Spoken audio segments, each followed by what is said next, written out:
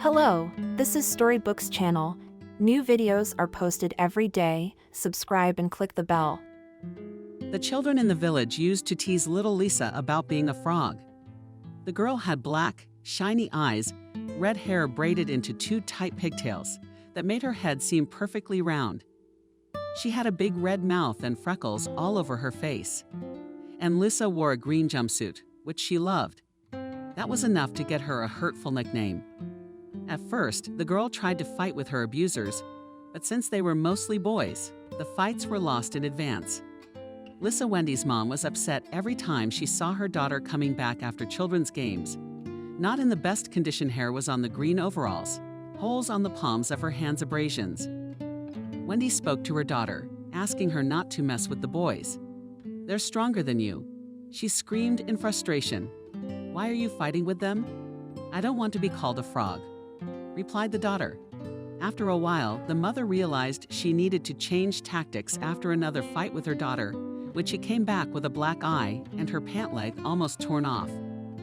Wendy said, "And why, exactly, do you resent them?" Close looked at her mom in surprise. "I mean, she knows perfectly well what the reason for the fight is." "Why?" she asks. "Have you forgotten? The boys call me a frog, Mom." Wendy raised her eyebrows in surprise. "Are frogs bad?" Did Lisa open her mouth? "Probably not." Carefully, she said, "But they're not pretty, are they?" Lisa couldn't tell if her mother was being serious or joking. "Well, they're green and wet and quacky." Wendy pretended to think about it. "I think green is a very pretty color. It's the color of grass leaves. And the fact that the frog is wet makes sense. It lives near water and swims a lot. So there's a third frog. That's what my daughter said. A duck poops, a cow moo, a frog quacks. What's wrong?" Close thought about it. For some reason, she couldn't think of what was offensive about it. "It turns out, finally," said the girl, "that there is nothing offensive in the word frog." "It turns out so, but they will still be called names. Except it doesn't start when they call you a frog, but when you take it as an insult." Lisa sighed and climbed into her mother's lap. Wendy smiled and hugged her daughter. "Mommy," said the little girl, "how smart are you? I think you know everything about everything in the world." Wendy sighed, if only daughter, if only. Wendy was born far away from Jenna, from her hometown of Boston. It was almost 2 days by train to this village, and not to the village itself, but only to the station. From the station, it was another 5 kilometers on a broken dirt road. When Wendy was a child, she had never imagined that she would ever move so far from home. Her parents were well-to-do and generally cultured people. Daddy lectured to future economists. Mom worked as a saleswoman in a boutique, an expensive clothing store. Wendy was their only daughter, a welcome late-born child. Even before she was born, Mom and Dad planned the girl's future. What kind of kindergarten would she go to? What kind of school would she attend? That she would additionally practice swimming and chess. That she would enter the University of Arts. The girl grew up as a princess, neat, obedient, affectionate. Her parents could not be pleased with her and did not notice that under the calmness and gentleness hides a steely character. Perhaps Wendy herself did not know that she had an indomitable will. It appeared by chance when Wendy was a sophomore in high school. She was offered to go on tour with the student theater in the summer. Wendy accepted. It was a great opportunity to get some practice, earn a little money, and see a lot of beautiful places. Mostly they traveled to small villages and hamlets, where they had almost no entertainment. Students performed more often in the open air. And if they were lucky, then in schools, kindergartens, and libraries. The farthest point in their tour was Light Long Their Critters, and saw Sebastian, local teacher. It was love at first sight. Despite the fact that they spent together only one evening after the performance, when the teacher invited the young actress to walk along the riverbank, the young people decided that they no longer wanted to part. But parting had to be done. Wendy and the theater went home. Sebastian stayed in the village for another month. After that, they corresponded. Then Sebastian went to Boston to ask for his sweetheart's hand in marriage. His parents were against it. "What wedding?" yelled Wendy at her mom. "You're only 19, and where will you live?" added her father. "I have my own house," replied Sebastian. "We're continued shouting at Mom in the village." "Mom," Dad entered the conversation already. "Wendy, I agree to move. You've never lived in the village. So, have you adapted? What about school? I'll finish it by correspondence." They couldn't come to an agreement. The parents were adamant. "Let's end this argument," Dad said. "Either you stay here with us and forget about your village nonsense and love, or you are no longer our daughter." Wendy pressed her lips together and nodded. "I hear you." She took Sebastian by the arm, leading him to her room. There she quickly packed her suitcase and held it out to her teacher. "Are you sure?" he asked softly. "I'm sure," Wendy replied. They were married as soon as they arrived in Sebastian's homeland. Before that, Wendy had met her future mother-in-law, Anna. They liked each other immediately. Anna is very soft and affectionate. The woman also worked as a teacher, just like her son. Despite the fact that Wendy was a city dweller, she got used to the village quickly. She liked the quiet, unhurried life that her husband and Anna had here. Wendy learned to stoke the stove, plant a vegetable garden, pick mushrooms and berries. Of course, all the hard work her husband took on the job. Wendy took a job as a librarian. She enjoyed spending time surrounded by books. She also started a theater group for children. A year later, Lisa was born to Wendy and Sebastian. The young parents couldn't get enough of their daughter. Now their family was a real, full cup. It seemed that nothing could mar their happiness. But it didn't last long. When Lisa was 3 years old, Sebastian died. He went fishing in early spring, fell through the ice and drowned. If it hadn't been for Anna, Wendy wouldn't have survived the loss. She grieved for her husband so much that she even seemed to forget about her little daughter. Lisa barely remembers this time. She has one vague memory of her father, of him laughing, taking her in his arms and spinning her around with him. Her father has freckles on his cheeks, blue eyes, and light red hair. Lisa had little memory of his death. At the time, she just didn't understand why she was always cheerful and smiling. Her mom now lay on the couch all day long and was silent and hardly spoke at all. During that period, Anna practically lived, took care of her granddaughter, made her daughter-in-law eat, drink, wash her face. After a month, she got tired of waiting for Wendy to come to her senses, sent Lisa out for a walk, the neighbor kids, and started the conversation enough. "Wendy, Sebastian is dead, and there's nothing you can do about it. Think of your daughter. Is it her fault what happened? Imagine what it's like for her to live without her mother." "I understand," Anna replied weakly, "but I can't help it." What would Sebastian say? The mother-in-law continued, "I think he would want you to go on with your life, to bring up your daughter. If you died and he lived, what would he do?" Tears rolled down Wendy's face. "He wouldn't be lying in bed," she said quietly. "He would have lived, worked, taken care of his daughter." She sobbed. Anna hugged her tightly around the shoulders and cried too. The women sat like that for an hour. After that, Wendy began to return to life. Of course, without her beloved husband, life had lost all its colors. What did she have? Only her daughter kept her alive. Wendy went back to work, started to work hard on the household. It was hard without a man in the house, but she coped with helping each other. That's how they lived their little female family. Varvara liked living in the Light Wolf. Even after the death of her husband, she did not consider the option of returning to her parents in Boston. She still remembered their harsh words about ceasing to be their daughter if she left. Of course, while Lisa was growing up, Wendy often thought about the fact that a daughter had a right to know that she had grandparents besides Anna. She'd even tried writing a letter to her parents a few times, but each time she'd torn the sheets into small pieces and thrown them in the oven. "All right," she reassured herself. "Lisa will grow up, I will tell her everything, and then let her decide for herself whether she wants to communicate with them." But as much as she disliked Jenna herself, sometimes Wendy wondered where it would be better for her daughter to live. She brought it up in a conversation with Lisa. "Do you like it here?" Wendy asked. Her daughter raised her eyebrows in surprise. "We're here in our house." The mother smiled uncertainly at both the house and the village. Carefully, she pronounced, "I keep thinking about your future. You're about to finish school and you'll have to go to university. Have you thought about where you want to go? The daughter shrugged her shoulders. Not yet. I'll decide later. But I don't want to leave. I'd like to stay with you and Grandma. Wendy sat closer and hugged her daughter.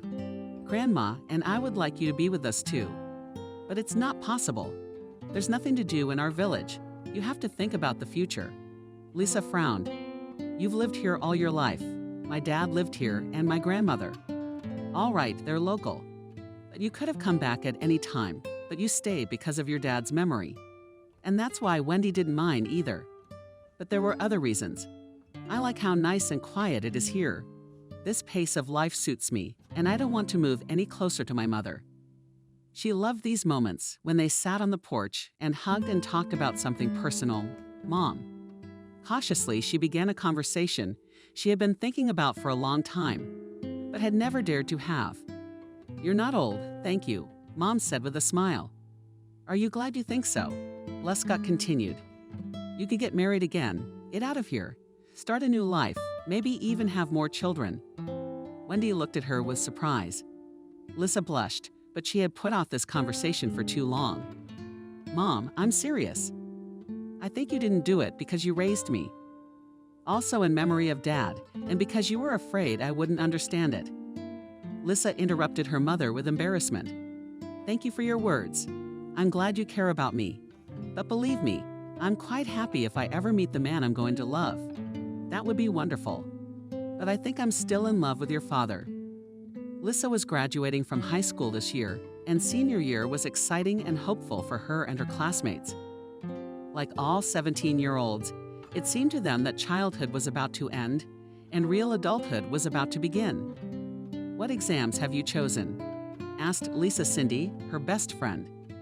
She wasn't going to continue her studies herself. She decided to stay in the village. Irina Mama was the owner of the best store in the village, and her daughter was going to start as a sales clerk and then, after learning everything from the inside, to work on an equal footing with her mother. In addition to Russian and math, I will pass literature, social studies, and history, Lisa replied. You've made up your mind. Where are you going to enter? The friend shrugged her shoulders. I'll think about it in the summer after the exams. Cindy stretched dreamily. My mother said that I can rest until September, and then every day in the store. The face of the friend is upset. Hold out, and then you will go away to study and general boredom will be. But we have the summer. Let's make it unforgettable. Lisa laughed. She was a pretty calm person. Her friend, on the other hand, was the complete opposite. Lisa Cindy noticed the doubt on her face. Don't be so absent-minded. Let yourself relax a little. Nothing's going to happen in one summer. Okay, Lisa sighed. They passed their exams quite well. The graduation party at their small school was simple, no frills, but very sincere and cozy. Now the real summer begins, said Cindy. We'll start going out tomorrow. I was a bit uncertain, said Lisa. You'll like it. Did the young people in their village have a lot of fun? Of course, Lisa used to take part in them, but not so often. The evening would start with Lisa visiting a friend. She would sit listening to music, putting on makeup and going through outfits. So Cindy said grudgingly, What kind of look is that? What's the matter? Do you look like a nerd? Lisa took offense. Okay, peacefully said her friend. But I'm sorry. You look like you're going to school, not a party. After these words, she walked resolutely over to her friend, unraveled her tightly braided pigtails. Red curls scattered over her shoulders. You have the most beautiful hair. Of all the girls I know, Cindy said. You bet I do. Lisa was embarrassed. I was always teased about it when I was a kid. I remember, said her friend. Fools of all kinds. She tinted Lisa's lips lightly with a light lipstick, making them look a little more expressive. Then she eyelined her eyes and put a little mascara on her lashes. Now that's a different look, Cindy said, satisfied with the result. Lisa looked at herself in the mirror and saw a slender, short girl with a mop of red hair and big black, slightly frightened eyes. Freckles scattered across her fair skin. You're very pretty, Cindy said to her. It's all thanks to you. No, it's not. I just emphasized it a little. With makeup, Lisa looked a little older than her years. All right, she said. You get ready too, or we'll miss the whole thing. Her friend rolled her eyes. Don't be ridiculous. The later it is, the more fun it is. She got dressed quickly, however, her thick black hair in a high ponytail, and she eyed her eyes, which made them look even bigger. Wore a black turtleneck and jeans. I took a warm sweater. Critically examined Lisa, who was wearing a long, thin green dress. Did you bring anything warm? It's going to be cold at night. Come on, Lisa shrugged. It's warm now, and then we'll be sitting by the fire anyway. I can bring you something. No, that's okay. As you know, they arrived at the village club. There weren't many people inside yet. There was music, but it was just a warm-up band. The girls waved to their classmates on the porch and went inside. There they said hello to the girls and sat down on a bench inside. There aren't many people inside, Lisa sighed. So early, said Cindy. Wait, in 2 hours it will be more interesting. Indeed, after a while the young people began to gather. The girls all had brightly colored hair, flowery dressed in the best they had found at home. The guys kept to themselves. Old men did not approach the girls. Were they all drinking beer, smoking on the porch, or discussing their man stuff? Wow, some strangers are here, said Cindy. I haven't seen them here before. Lisa looked in the direction her friend had nodded. There were 3 guys standing there. Yes, definitely not from their village. Her attention was drawn to the one who was in the company of the oldest. He must be 23, 24 years old. Tall, 2 heads taller than Lisa, black hair that curled a bit if you looked at it, and green eyes that he looked directly at her with. Usually guys would look away if they saw a girl catch them peeking. But not this one. He was staring intently straight at Lisa. Eventually, she couldn't stand it herself and looked away. Liked? Cindy asked snidely. Lisa shrugged her shoulders indifferently. Let's go dancing, she asked. Let's go. The music got louder. They were already fashionable songs, meant to be fun. The young people knew them by heart and ran to the dance floor with pleasure. In a minute, the girls had already forgotten about the unfamiliar guys and were dancing with pleasure, as they dance only at the age of 17 at a summer village disco. The fun lasted until 1 o'clock in the morning. Then the club director, Aka, the DJ, and the security guard, that she was closing the place down. All disappointed murmured, indignant, but not seriously, because they knew these are the rules. Nobody got upset.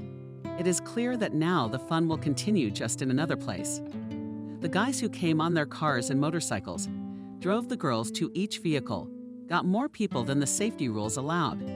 But the guys didn't care. The girls squealed, sat on each other's laps squeezed out, trying to give space to others who wanted it. They too climbed into the back seat in some unfamiliar car. Cindy sat little Lisa on her lap. She tilted her head so that she wouldn't bang her head on the ceiling and suddenly looked in the driver's mirror.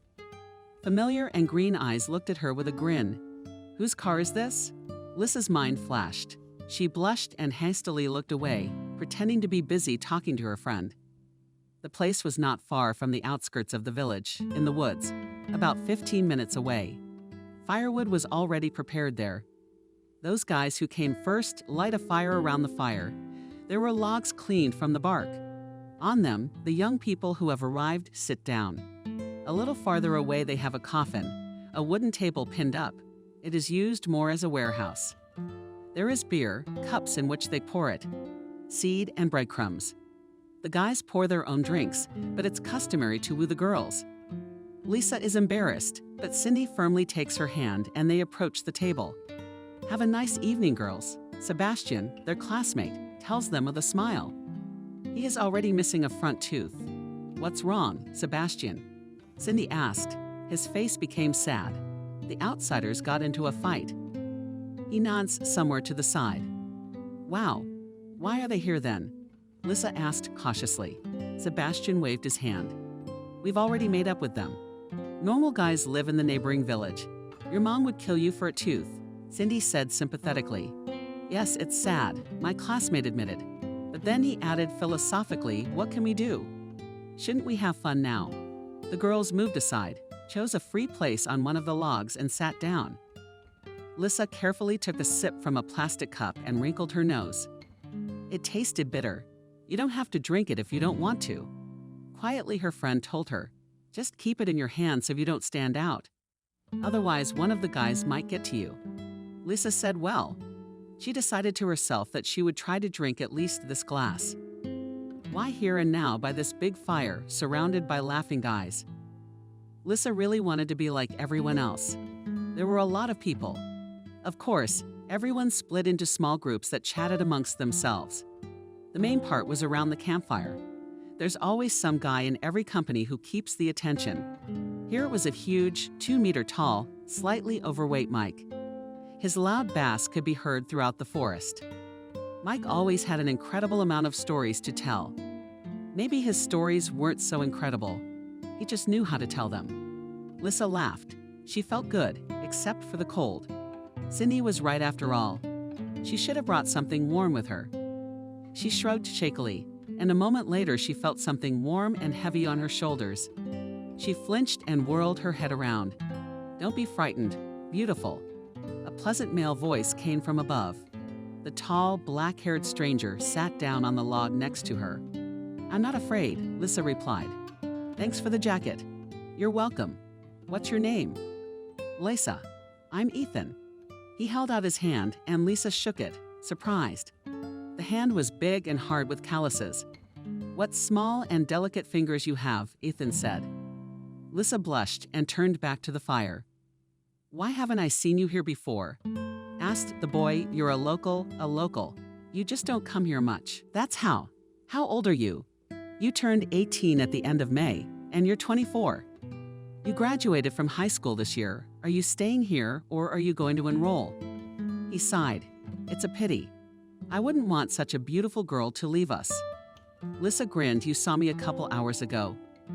Ethan shrugged his broad shoulders, and it took a minute to realize that I liked you. Lisa lowered her head. "You're very persistent. Maybe other girls like it, but it rather intimidates me." He moved closer to her ear. Goosebumps ran down Lisa's neck. "I'm sorry," he said, and then pulled back a little. "I didn't mean to scare you. I just don't like to waste time. Did I like you?" "I did." After a while, Ethan's buddies came up to him and told him it was time to go home. He nodded and told them to go to the car. "I'll catch up." The guys shot their eyes in Lisa's direction, but said nothing and shaved to the car. "When will I see you next time?"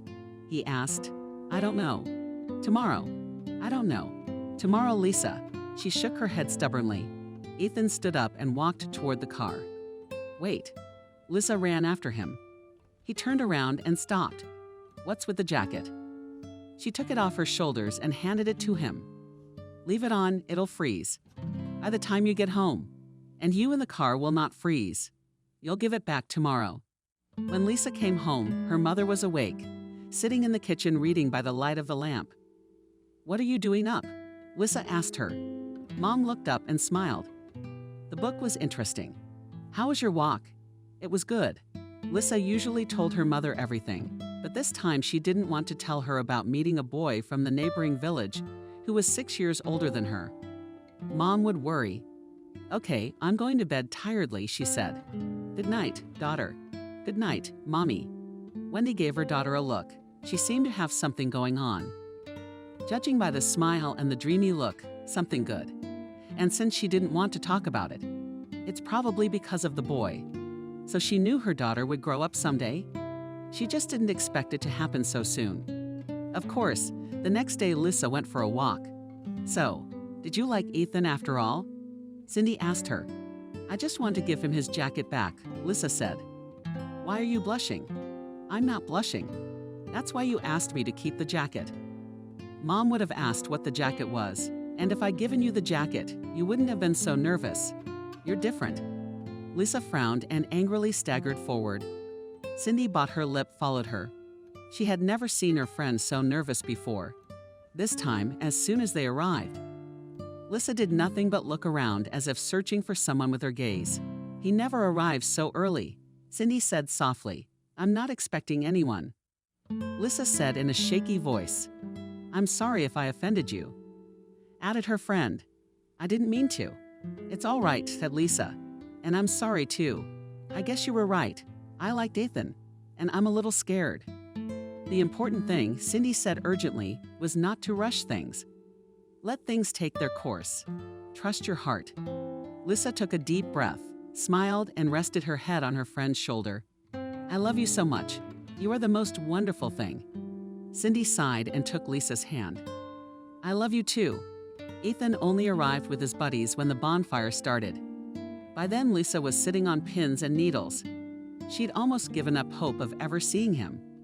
She even missed the moment when his car pulled up. But hello, beautiful.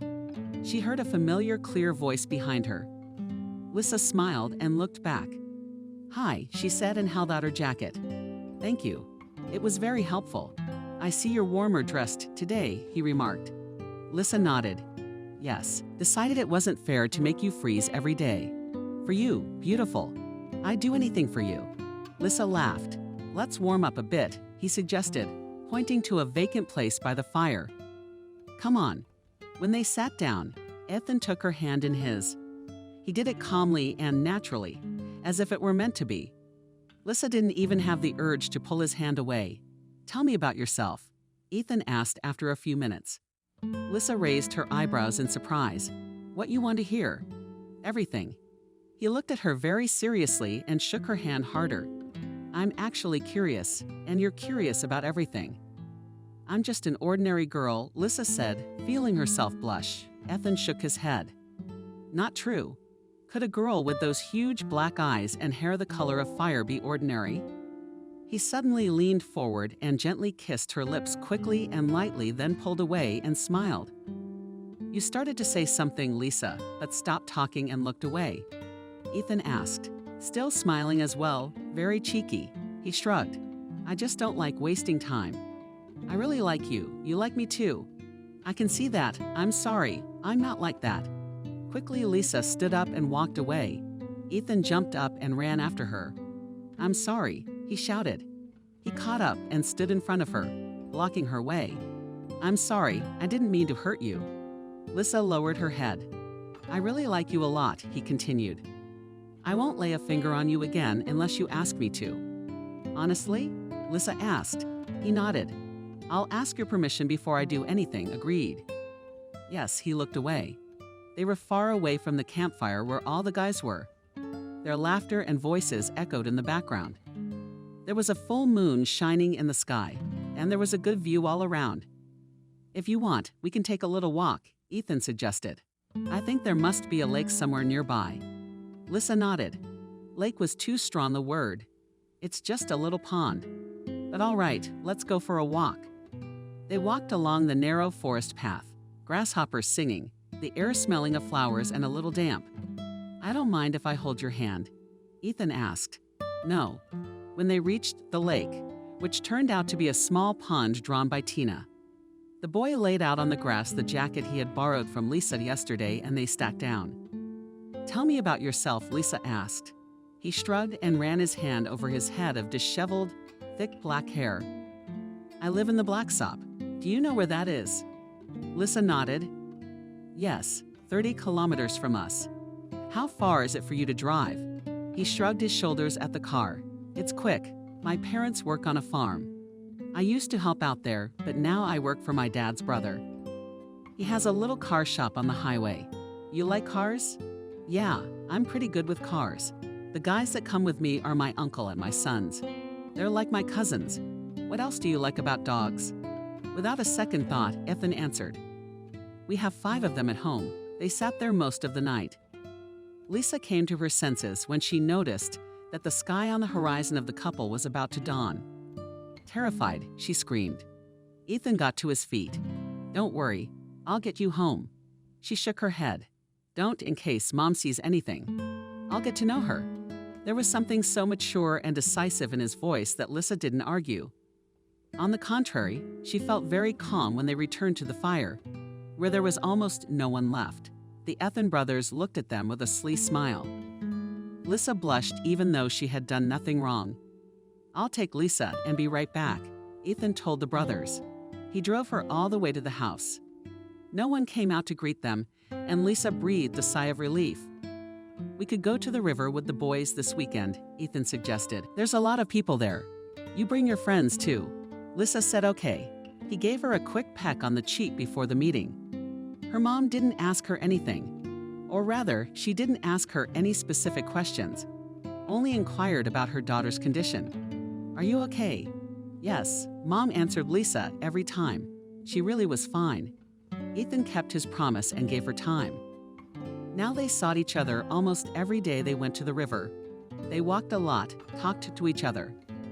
Lisa told about herself, probably everything. She was a little embarrassed that she didn't know much about Ethan, but she rarely thought about it. "Please take your time," Cindy asked her once. "He's much older than you are, and you don't know much about him." Lisa blushed and looked away. "Have you already exhaled your friend?" "We love each other," Lisa said firmly.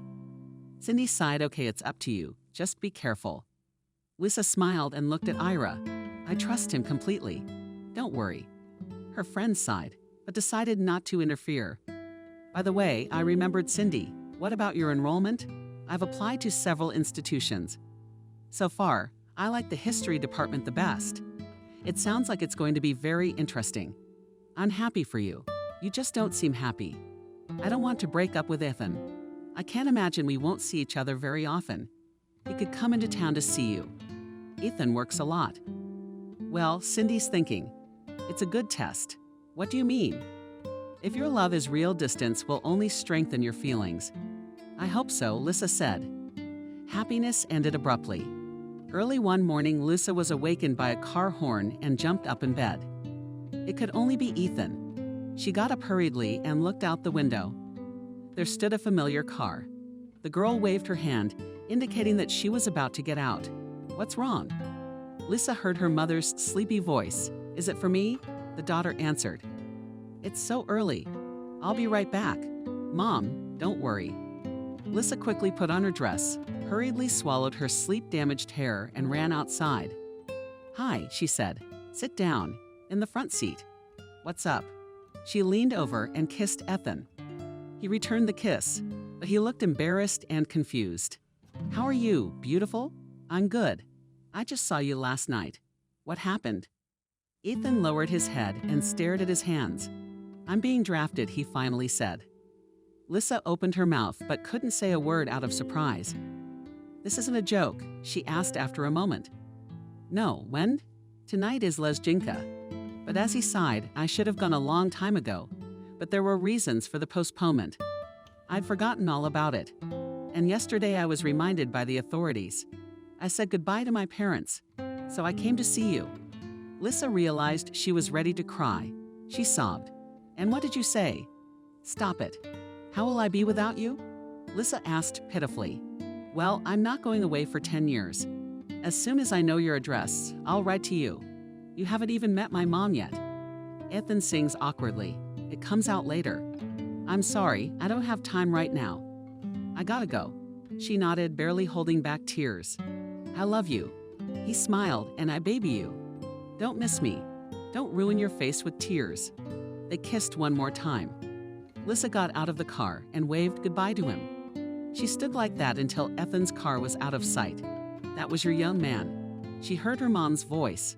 Lisa turned around. Wendy was standing on the porch, tangled in her shawl and looking sadly at her daughter. The latter blushed at the ladies. "I'm sorry I didn't tell you. He's going into the army now, and he didn't tell you anything. He himself did not know." The mother frowned her eyebrows doubtfully, but said nothing. "Let's go inside. It's still cold." Lisa missed Ethan very much. Even though they'd only been together a few weeks, she felt like she couldn't imagine life without him anymore. She had gotten so used to his smile, his voice, his smell, that she didn't think she could survive a long separation from him. The first night after he left, Lisa couldn't sleep a wink.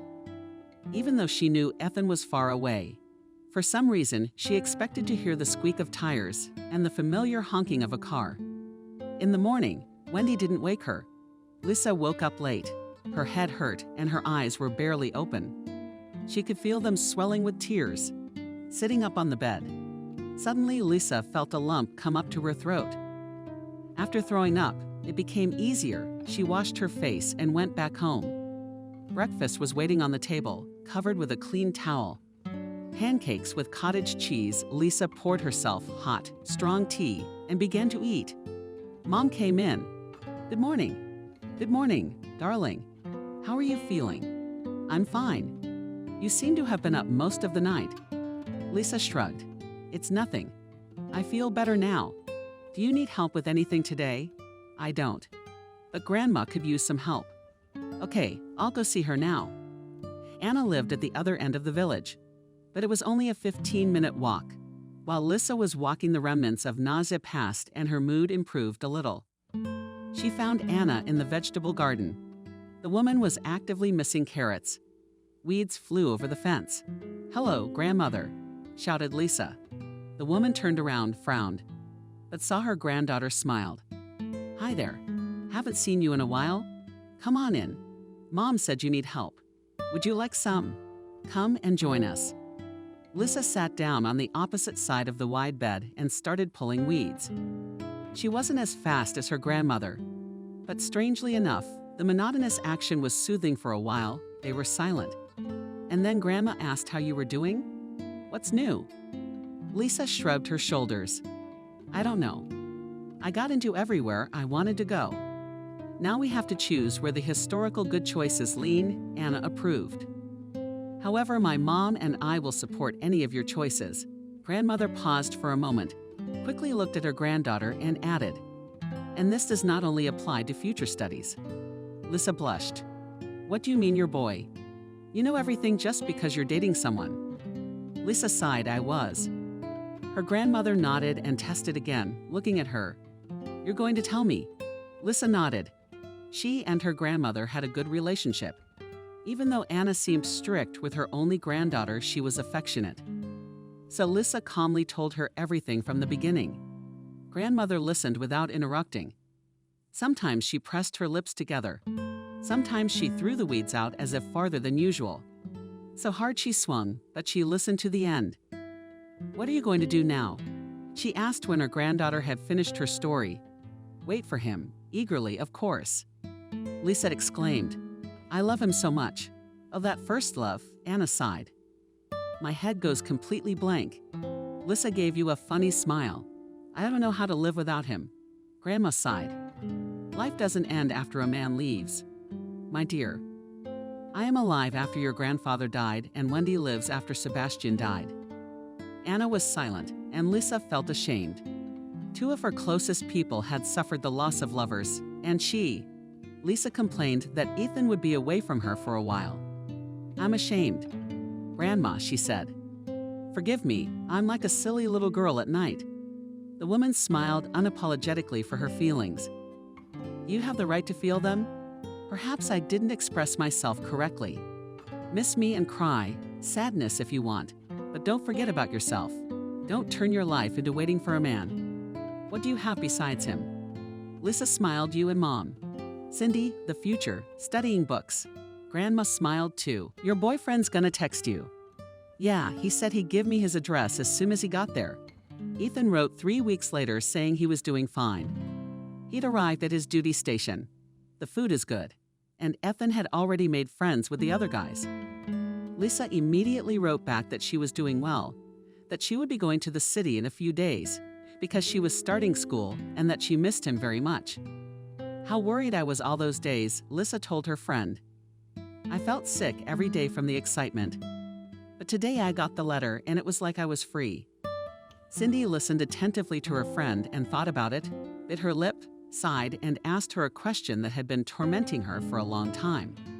"Have you ever thought about being pregnant?" The serene smile on Lisa's face was replaced by horror. "No," she whispered quietly. "It can't be." "It can't," Cindy interjected. "I thought you said you were with Ethan." Lisa shook her head desperately, her cheeks forgotten by Leda. "We were close. It's just that Ethan said it wouldn't happen. I'm not ready." She looked desperately at Ira, who decided to be supportive. "Maybe you're right, and the nausea was just excitement. I was just guessing." Lisa sighed and stopped talking. Something whispered from her finger, as if she was calculating in her head. "Are you right?" Desperately, she said. "I'm late, and I'm pretty late. I'd forgotten all about it. What am I going to do now?" Her friend came over to her and hugged her tightly. They stood like that for a few minutes. Then Cindy led Lisa to the bed, sat down, and sat beside her. She continued to hold her hand and spoke calmly in a low voice. "Don't panic. First of all, it's not definite yet. We should at least do a test. Yes, in principle, that's enough. And then, based on the result, we'll have to act." "Where do we get the test?" Lisa asked. "They don't sell them in your store." "Is the nearest pharmacy far away in your ear supposed to be?" said Cindy. "And she won't say anything to anyone." "You're sure?" That Wendy was the name of their village paramedic. She was a chubby little girl of about 30. She took everything in life lightly. Jenna his Sebastian loved, though she was considered unserious and frivolous. Nevertheless, it was always possible to turn to her for help. Despite her youth, she always knew how to help. The children she immunized almost never cried. They were mesmerized by the blonde aunt with bright red lips who sang songs, made funny faces, and told interesting stories during the vaccinations. Despite the seeming seriousness, those who turned to Wendy for help knew that this girl would never share the problems of her patients. Pregnancy test. Fun, she asked the girls. Of course there is. She rummaged through one of the countless drawers of her huge old wooden cabinet and pulled out a white and pink package. There are 2 of these here. To be safe, I recommend doing both. If both are positive, the practical Cindy clarified, then it's 100% pregnancy. The paramedic shrugged. No, of course, everyone makes mistakes. But the probability in this case is very high. If there will be a plus run and to me, I'll give a referral for an ultrasound in the city. Lisa nodded to Wendy and looked at her carefully and asked, "It's a long time." The girl shrugged. "I don't know, probably a few weeks." The paramedic waved her hand nonchalantly. "Then don't worry. There's plenty of time for an abortion at that age." Lisa pressed her lips almost bloody and nodded. "Or are you going to have a baby?" "I don't know." The girl whispered almost silently. "All right," she cut her ear off. "Why guess ahead of time? Take it and do it. You'll come back later." When they came out and asked to stay with you, Lisa nodded. "I'm scared. It's going to be all right." Both tests came back positive. Lisa looked at the 2 small paper strips and did not realize what she was experiencing. "But I asked her once. I don't know," she answered honestly. "Do you want to go to Wendy's or do you want to talk to your mom?" Lisa has no idea how to say this to mom. "Come on, Aunt Wendy. You're just a sunshine. She probably won't even raise her voice at you. My mom would kill me." Lisa smiled sadly. Her friend's words cheered her up. "I'll talk to my mom." Cindy was right. Wendy didn't scream, didn't cry. It was like she wasn't even surprised. "How are you feeling?" "I'm okay. I just don't know what to do now." "Mom, you should probably tell Ethan anyway." Wendy said softly. "You're right. Shall I come with you to the ultrasound?" "Yes, please." Mom almost didn't let go of her hand the whole time they were in the doctor's office. The pregnancy was confirmed. Lisa was even shown a small seed on the screen. Her unborn child, the moment she saw it, she realized she was not going to have an abortion. This is what she told her mother. As soon as they left the hospital, Wendy nodded and smiled. "Grandma and I will support you no matter what happens. Thank you, Mommy." Lisa was still hesitant to write a letter to Ethan. She didn't know what was stopping her from doing so. Fear that he wouldn't be happy about the unexpected pregnancy, that he'd leave her, tell her to have an abortion. Probably all of them at once. In any case, she had enough to do as it was. School had started. Wendy and Cindy were helping her move things into the dorms. The day before, she and her mother and grandmother had had a long discussion about what to do. The best solution was suggested by the wise Anna. "Go, granddaughter, study as if nothing had happened. When you realize that it became absolutely unbearable, you will have 2 options: or go on sabbatical leave or transfer to a correspondence department." "There's another option," Mom added. "If you want to continue studying, we'll rent you an apartment and take turns babysitting." "No, that's too expensive and too serious, too mature," Lisa said. And here we leave the options with academics and distance learning. Studying was very interesting. The first month passed almost unnoticed. The only thing that bothered Lisa was Ethan's silence. He never replied to her first letter. At the end of September, Lisa decided to spend a weekend in the light shelf. She missed her mother, her grandmother, and her friend. How good was it to be home? As she rode the train, a nasty fall rain fell the whole way, hinting at the end of a gentle Indian summer. And at home, Wendy stoked the stove. Anna, she was baking a mountain of Lisa's favorite cabbage pies. Her and her mom's red cat, named Bandit, joyfully jumped on her lap and poked her. "How are you doing?" Mom asked. "I'm fine. I like studying there. How's the dormitory?" Grandma asked. "It's okay. The roommates are nice." "Yes, they are. One is a freshman, like me, and the other is in her 3rd year. They're both almost honors students." "That's great." After meeting her family, Lisa wanted to see her friend. Cindy was working at her mother's store as she had planned. Lisa dressed warmer in long rubber boots, took an umbrella, and went to meet her friend. "What people?" Cindy shouted when she saw her. She was just serving a customer. She turned around, and Lisa saw a smiling face and a paramedic. "Oh, our mother-to-be," she exclaimed. "Hi, girls." Lisa said hello. "How are you guys doing?" Cindy shrugged. "We're doing the same old thing." "What could happen in the village?" "Don't stall for time. Tell me about yourself." Lisa shrugged her shoulders. "I don't have much news either. I don't do anything but study." "How's the pregnancy going?" I asked in a professional tone in her ear. "Everything is fine," Lisa smiled. "No nausea. Not anymore. I don't feel sleepy, on the contrary. I feel more energized." "That's good. Did you write Ethan?" Cindy intervened. Lisa sighed no. "He didn't answer the first letter either." "What a bastard." Maybe he's just busy." The paramedic listened to their conversation with growing interest. "Who is Ethan?" Suddenly she asked. "The baby's father." "My young man," Lisa answered, blushing for some reason. Wendy nodded. "I get that. I mean, who is he?" "In our village, I don't know any guys called Ethan, and he's not from around here," said Lisa. "Lives in Black Hill, tall guy with black hair." "Yeah," Wendy bought Lisa's lip. Didn't pay much attention to it. Cindy frowned. "Do you know something about him?" Wendy averted her eyes. "Okay, rumors." "Like what?" Lisa asked. "You should probably talk to him yourself," the paramedic said. "I'm not sure of anything."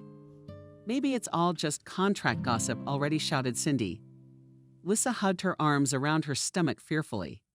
Wendy looked at her hands and took a deep breath. "Okay, so I'll tell Ethan. My acquaintances say he's a terrible womanizer, that he has a girl or two in every village in the county." Lisa turned pale, and Wendy looked at her guiltily, and continued, "I also heard that there is a woman with whom he has 2 children. It's not like they're officially married. They're living in a common law relationship." Lisa felt dizzy and began to fall slowly to the floor. "You scared us, Mother." The first thing she heard when she came to her senses. She was lying in the back of the store on some crates.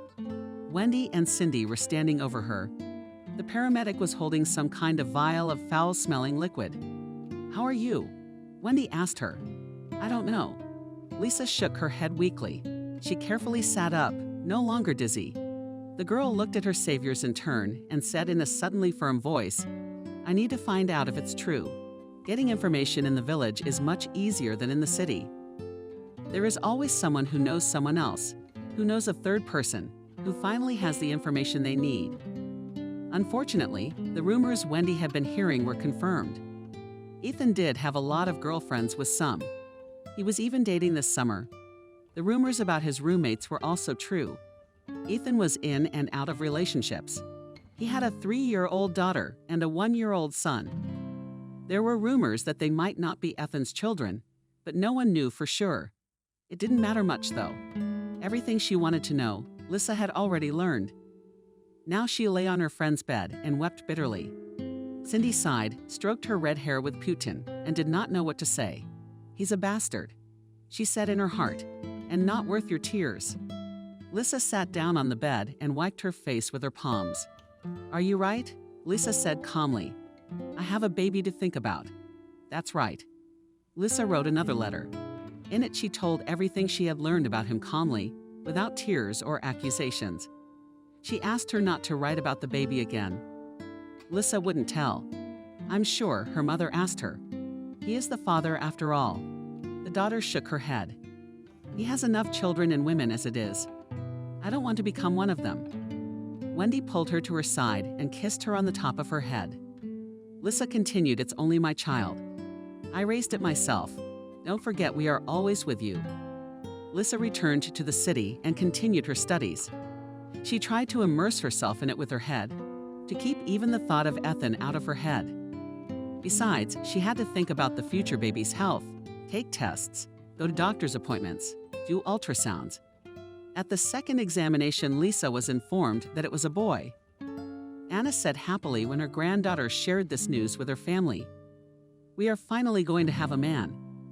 Wendy smiled, thinking of a name. She asked her daughter. Lisa shrugged her shoulders. I'm still deciding. There's been no news from Ethan. No. Maybe something happened to him. Watch out. Mom asked. Lisa shook her head negatively. Valley, our paramedic, has acquaintances from his village. They know his parents, and they receive regular letters from Ethan. So there is nothing wrong with him. Grandmother listened to this for a frown, and then said, well, fuck him then. Next, she uttered several long and literary expressions that Lisa had not heard even from her most bully classmates. Anna exclaimed delightedly to Wendy, Grandma, you're so funny. Anna shrugged innocently. I can be angry too, she said. And in a calmer tone, she added, and don't hurry with the name. When you see your child for the first time, you will know what his name is. Lisa tried to go home once or twice a month on weekends. The first few months of pregnancy were easy. She wanted to move more, to go for walks. She slept little, had time to learn everything and rest. It got harder after New Year's Eve. Her belly came out right away. Walking became harder. The tentative delivery date was set for mid-April. Lisa consulted with her mother and grandmother and went to the dean's office to solve the issue of further education. The dean of her faculty was an intelligent and understanding woman. At one time, Jenna herself remained a single mother with 3 children and raised all 3 on their feet. So she talked to Lisa calmly and thoroughly. Did she find out about the child's father, where Lisa lived, and how much help she could get from her family? I don't think you need to lose a year or 2 by taking a sabbatical, the dean said. It will be enough to switch to a part-time program. I'll talk to your professors. Maybe they'll let you close some of your credits early in the next month or 2. Then you'll come back in the summer for exams. Is it right that you'll have someone to leave the baby with for a couple of hours? Lisa nodded yes, Mom will be able to help. The woman smiled. It was my thesis defense. I'm standing there, telling the essence of my work. And my mom is wheeling the stroller around the university with my daughter. Lisa smiled. I made sure you got all the textbooks and study guides you needed so you could study at home. Of course, if things get tough, you can always take a vacation. But I wouldn't recommend it. Why not? Lisa asked timidly. Jenna sighed. Knowledge is quickly forgotten, and most importantly, you forget how to learn. It seems that you don't have the mind and strength to master so much material. Most of the girls don't come back to us after childbirth and vacation. I wouldn't want you to waste your potential. You're very capable. Lisa blushed and lowered her head. Thank you. Children are a blessing. But someday they'll grow up and go away, and you'll be with you forever. I'll remember that. Thank you for being so understanding. Lisa remembered the advice. When she got home, she allowed herself a whole week of rest by getting up late, lying blissfully in bed. Then she would go to the kitchen, where it was already hot from her mother's stove, and her mother's stove leisurely, wash her face and eat breakfast. Then Lisa would take the cat on her lap and read something in the kitchen, cook something simple for lunch, and wait for her mother to come home from work. Wendy tried to bring something tasty. Often she would pass on guests from her grandmother, who cooked her granddaughter's only goodies. By the end of the pregnancy, I'll be a lump, Lisa grumbled, opening another bag of pies. Wendy shrugged. All right, I'll eat them all myself then, she said. More what? Already with her mouth full, she remained silent. Lisa, moving the package towards her. After a week of such life, she started to repeat the study material. Try to go out for a walk. Of course, in winter you can't walk much, but at least she could walk to the store.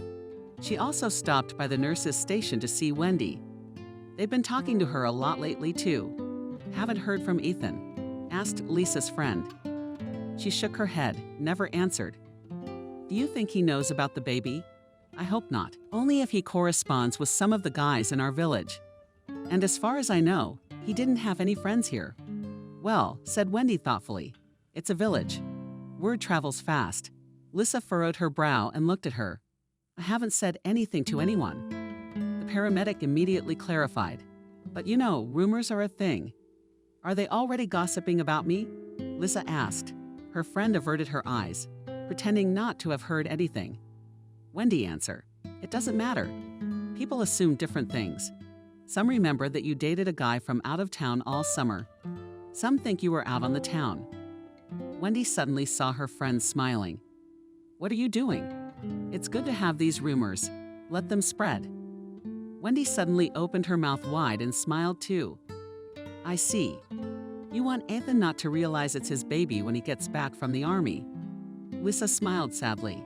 Sebastian, I don't. I don't want that man in my life ever again. I understand. With the beginning of spring, great changes came to their village. At first, it was just rumors, but then it became clear it was serious. It started when someone bought the abandoned lot next door to Barbara and Lisa's house. A huge work crew arrived. The old uninhabited house was demolished, and on its foundations they quickly, literally in a month, built a strong new cottage. The men who met the builders informed the whole village that the owner of the new house would soon be a city man, apparently very wealthy. He was going to build a farm in their village, or start growing a garden, or something like that. The women of the Matveev family had heard all this news, but they were not particularly excited. Men are gossips. Anna remarked philosophically, worse than women. If in fact a man comes who wants to make a big enterprise in our village, that's a good thing. There will be new jobs. And if not, we'll live the old way, which isn't bad either. Wendy and Lisa were also calm about the rumors. The only thing they were curious about was watching the new house being built nearby. Wendy was coming home from work when she ran into a new neighbor. First, an unfamiliar man appeared on the street in front of her. He was walking briskly toward her house. Vera was curious because there were no other houses further down the street. They weren't expecting anyone to visit, so it could only be a new neighbor. Unfortunately, only his broad, strong back was visible from behind. The man was wearing an expensive black coat, a bright green hat, and leather boots. They looked so thin, Wendy wondered how he didn't get cold in them. The supposed neighbor walked past her house, and she was convinced her assumption was correct. Wendy was about to go into her house. Just as suddenly, she saw the man slip, grunt loudly, and fall. Muffled, hitting the back of his head on the ground. Wendy aft and ran over to him. Her neighbor's eyes were closed. She shook him by the shoulders. Are you alive? He groaned. I'll run for the paramedic now, Wendy said, and started to get up. The man slowly opened his eyes. Don't? Barely audible, he asked. I think I'm all right, but I'm just banged up pretty bad. Can I help you up? Yes, please. Wendy leaned over and put his arm behind her back, wrapped her arms around him, and pulled him up forcefully. The neighbor groaned, but with her help he got up. You live in this house, don't you? Just in case, Wendy asked. He nodded. Let's go, she said firmly. I'll help you walk together. They walked slowly to his house. The man took out his keys and opened the door. He turned to Wendy, realizing that this was not the best way to start an acquaintance. But maybe you could stop by for a visit. She grinned at me. We need to examine your head and assess how serious things are inside. The house was already fully furnished. Everything is very simple and solid. Lots of wooden furniture on the floor, warm carpets. The house itself is not as big as it looks from the outside and very cozy. Do you live alone? Wendy asked. I do. My son is coming to visit a little later. They went into the kitchen. The neighbor threw his coat and hat on a chair and sat down on the second chair. Wendy, thinking, also took off her outer clothes and put them on top of his coat. I'm watching your head. I'd be grateful. She stood behind him and gently probed the back of his head. A large lump was pouring out of a large bump there. "I'll get some snow now," Wendy said. "We should put some cold on it." "No, don't. I've got ice in the fridge." She took out an ice pack, wrapped it in a towel, and put it on the back of her head. "I'm not dizzy. Not now, but the nausea is gone. No double vision." The man shook his head negatively and smiled and looked at her curiously. "I'm fine. What is your name?" "My good, Saving Wendy." "What a marvelous name." "I'm John. Nice to meet you too. So you're my neighbor?" "I am. Have some tea with me." She shook her head. "I'm sorry, I have to go. My daughter's waiting at home," he said. And Wendy's husband frowned. "I don't have a husband. I'm sure you're fine." "Yeah, I'll lie down for a while and I'll be as good as new. You get some rest. If you need anything, come in." "Thank you, Wendy." "Have a good day." Wendy was somehow embarrassed by the stare of the stranger. He looked her age, maybe a few years older. I guess she was just used to men looking at her with interest. And he's handsome, she thought as she approached the house, and immediately scolded herself for those thoughts. What did she care? Her task is to think about her daughter and wait for the birth of her grandson. "Mom, what took you so long today?" Lisa asked her. "Did you meet the new neighbor?" Said Wendy. "How are you feeling?" "I feel great. Let's have lunch." "Let's do it." The next day, when Wendy was at work, there was a knock at their door. Lisa was reading a textbook at the time. She wasn't expecting any guests. Cindy and Wendy were at work, and Grandma's homework wasn't over yet either. And no one else came by. "Come in," she shouted. The door opened and a tall young man came in. "Good afternoon," he said. "It's you, Wendy." Lisa raised her eyebrows in surprise. "No, I'm Lisa. And Wendy is my mom." "Nice to meet you, Lisa. My name is Thomas." He held out his hand to her and she shook it. "So it was your mom who saved my dad yesterday." "She did." Lisa was surprised. She hadn't said anything like that. Yesterday, she only mentioned that she'd met our new neighbor. "But your mom is modest, isn't she?" "My dad slipped and fell yesterday and hit his head." "Wow, hard." "Yeah, he even blacked out. Good thing Wendy saw it. She helped him home and gave him first aid." "How's your dad feeling?" "He has a huge lump on his head and his tailbone hurts a lot," the man said. "But other than that, he's fine." "I'm glad. In fact, I wanted to thank Wendy for her help." "Oh, I get it. She's still at work and she'll be back in an hour. You can wait for her here if you want, if that's okay." "No, Lisa's just getting up to help me with the billet. And then we can all have lunch together. Will you call your father over here, or shall we come in?" She noticed he wasn't talking and was looking at her belly in a strange way. "If I'm too brash, I apologize," Lisa added. "We keep things simple in the village." He seemed embarrassed. "Oh no, I'm sorry, that's not what I meant at all. I'd be happy to help you with your lunch. And then, if you don't mind, we'll come back to our place." "It hurts my father to walk without a problem," Lisa said, and went to the refrigerator to get the groceries she needed. "As for the embarrassment you noted, I was just wondering if your husband would mind." Lisa smiled and handed him a bucket of potatoes, and a knife and a clean bowl. "I'm single. Can you peel potatoes?" The boy nodded. "Yeah, my mom died when I was 10. Since then, my dad and I lived alone and took turns cooking, so I know how to do everything." "I'm sorry for your loss," Lisa said. They spent the hour in silence. When Wendy returned from work, she found a surprising scene.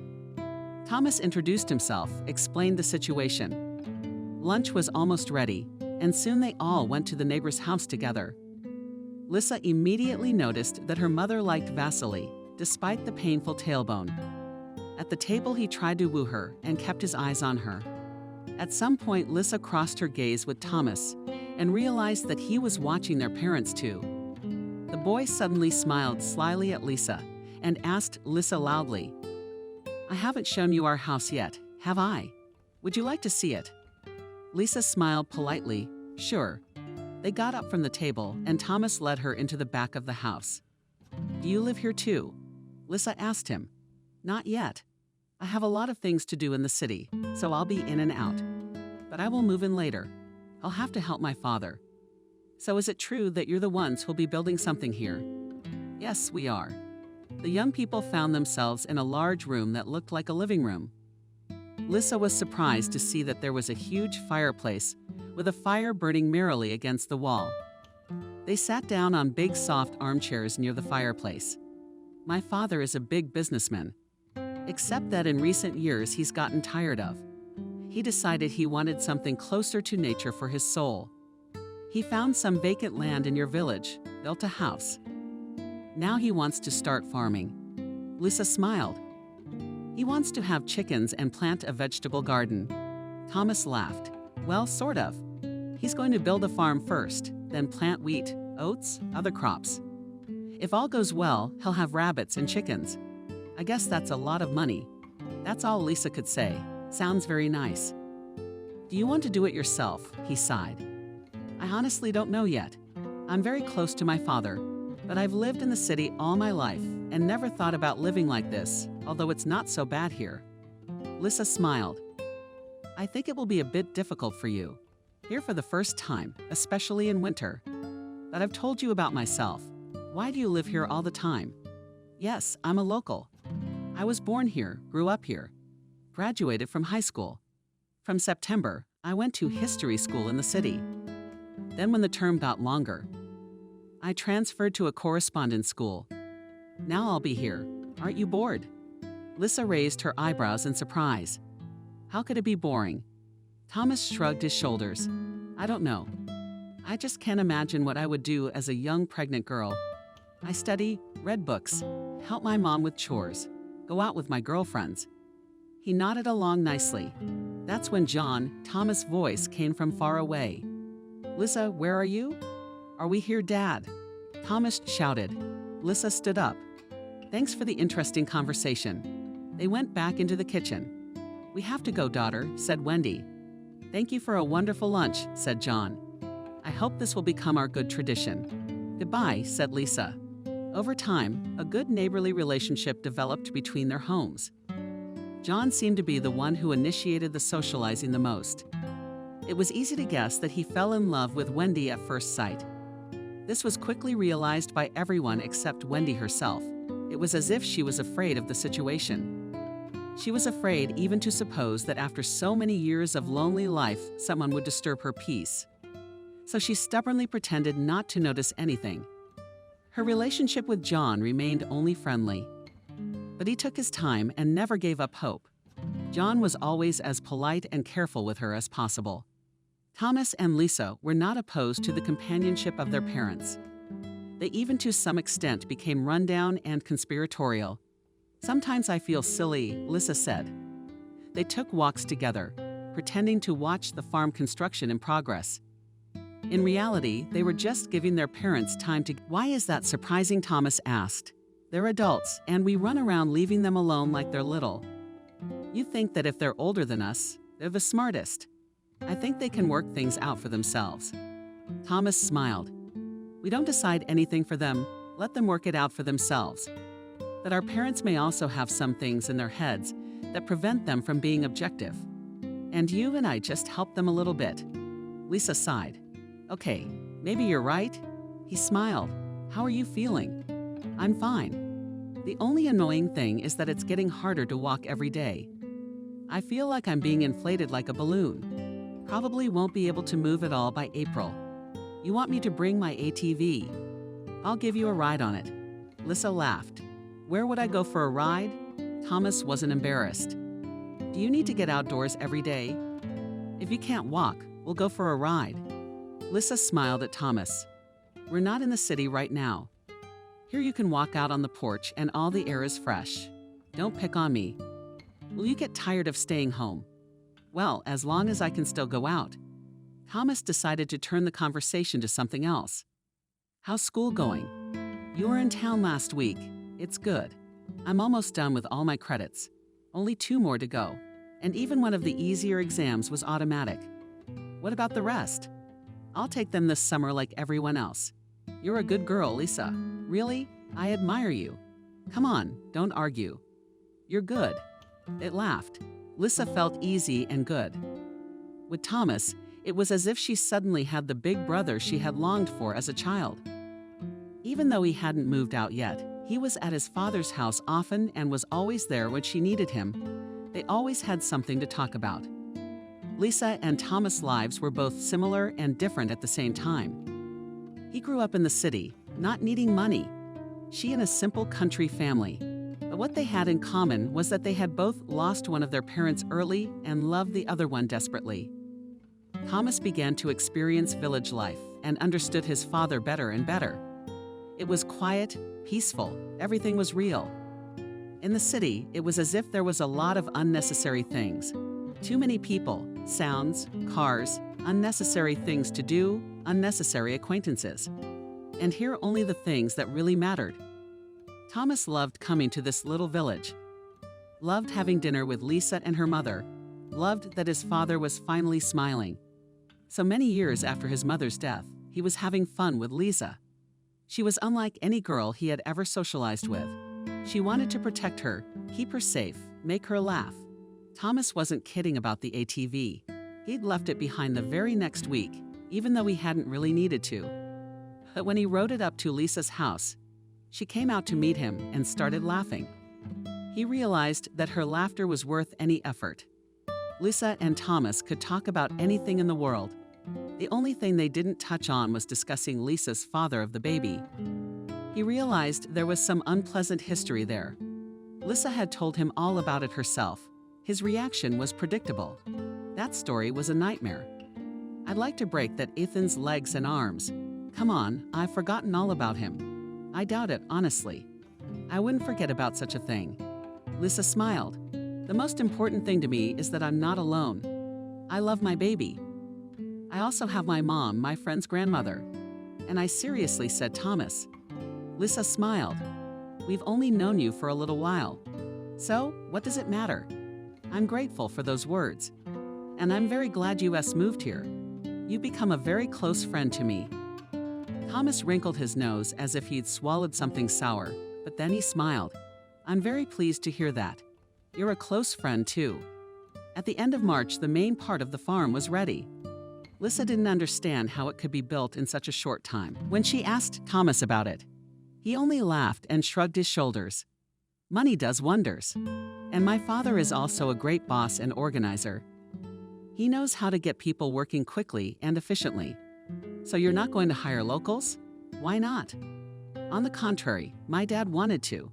If there will be people willing to take their new jobs, all that. Lisa smiled sadly. They don't know how to work like that. Her friends smiled immediately. Believe me, Dad will teach them. He gives good conditions, trains them, tells them the rules. Those who obey them get perks, and such that you won't want to quit. Who breaks the rules, quits after the first screw-up? No forgiveness. Strict but effective. It'll be interesting to see what happens.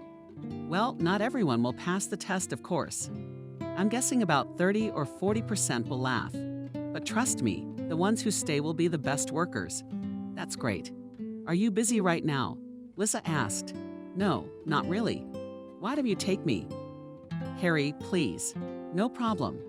When he dropped her off at her friend's house, he asked what time to pick her up. Yeah, I'll walk there myself, strolled over.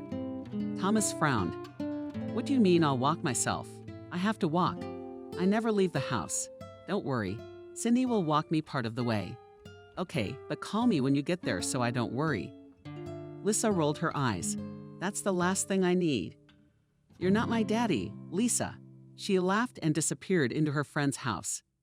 Thomas sighed and drove home. How stubborn she can be sometimes, like a girl. Well, she is a girl. She's only 19. He suddenly caught himself smiling. Every time he thought of Lisa, even though she was just his friend.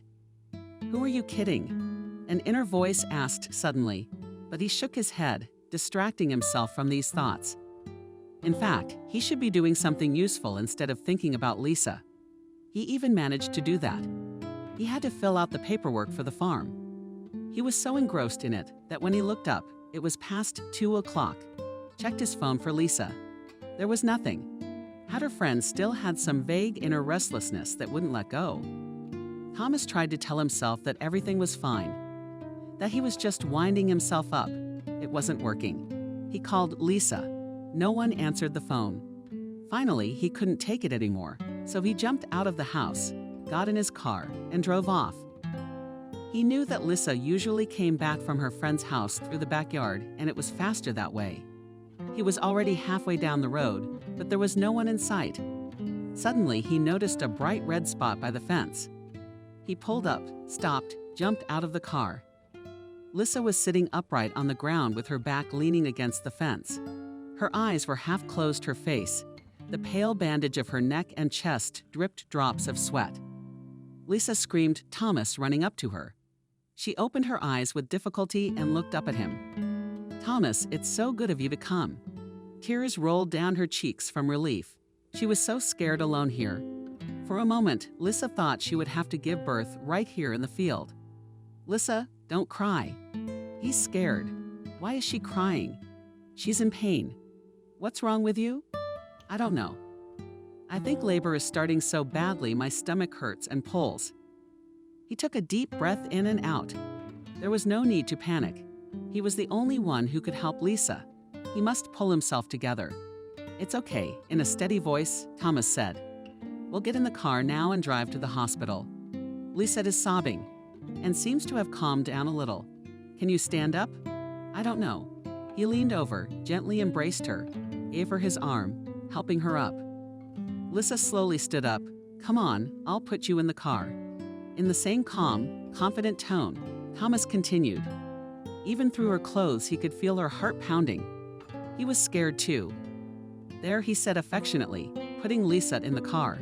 She nodded, tried to smile, but then a spasm ran down her face. Lisa made Thomas go around the car again, get in and start it. He agonized over which road would be the quickest to get to town. In any case, it was at least 2 hours of road. Would he make it? How would Lisa stand those 2 hours?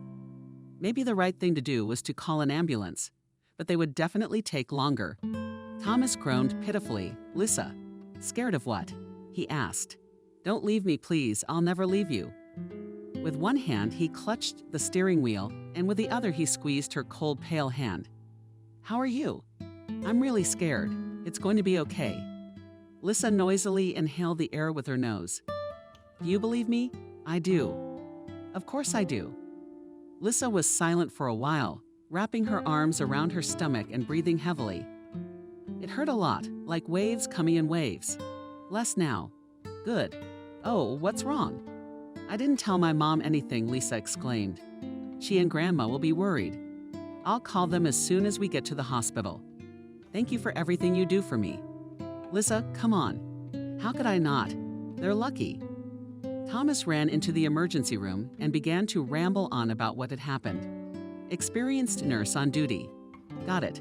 Shetta, calm down," he said. "We'll help you now." He took the cat and went to get Thomas. There they transferred Lisa from the car and took her to the emergency room. "Call the on-call obstetrician-gynecologist," shouted the nurse. He had already taken a pen and a clipboard and was quickly asking Lisa something. "Daddy, please sit down," a woman in a white uniform told him sternly. Thomas froze on the spot in surprise. "What is it?" The woman addressed Lisa affectionately. "I think I'm in labor." "No. Let's deal with it now." She turned to her brother. "Kostya, please escort our daddy into the corridor." Kostya nodded, stood up, and resolutely took Thomas by the elbow, led him out of the office. "Wait," he told him.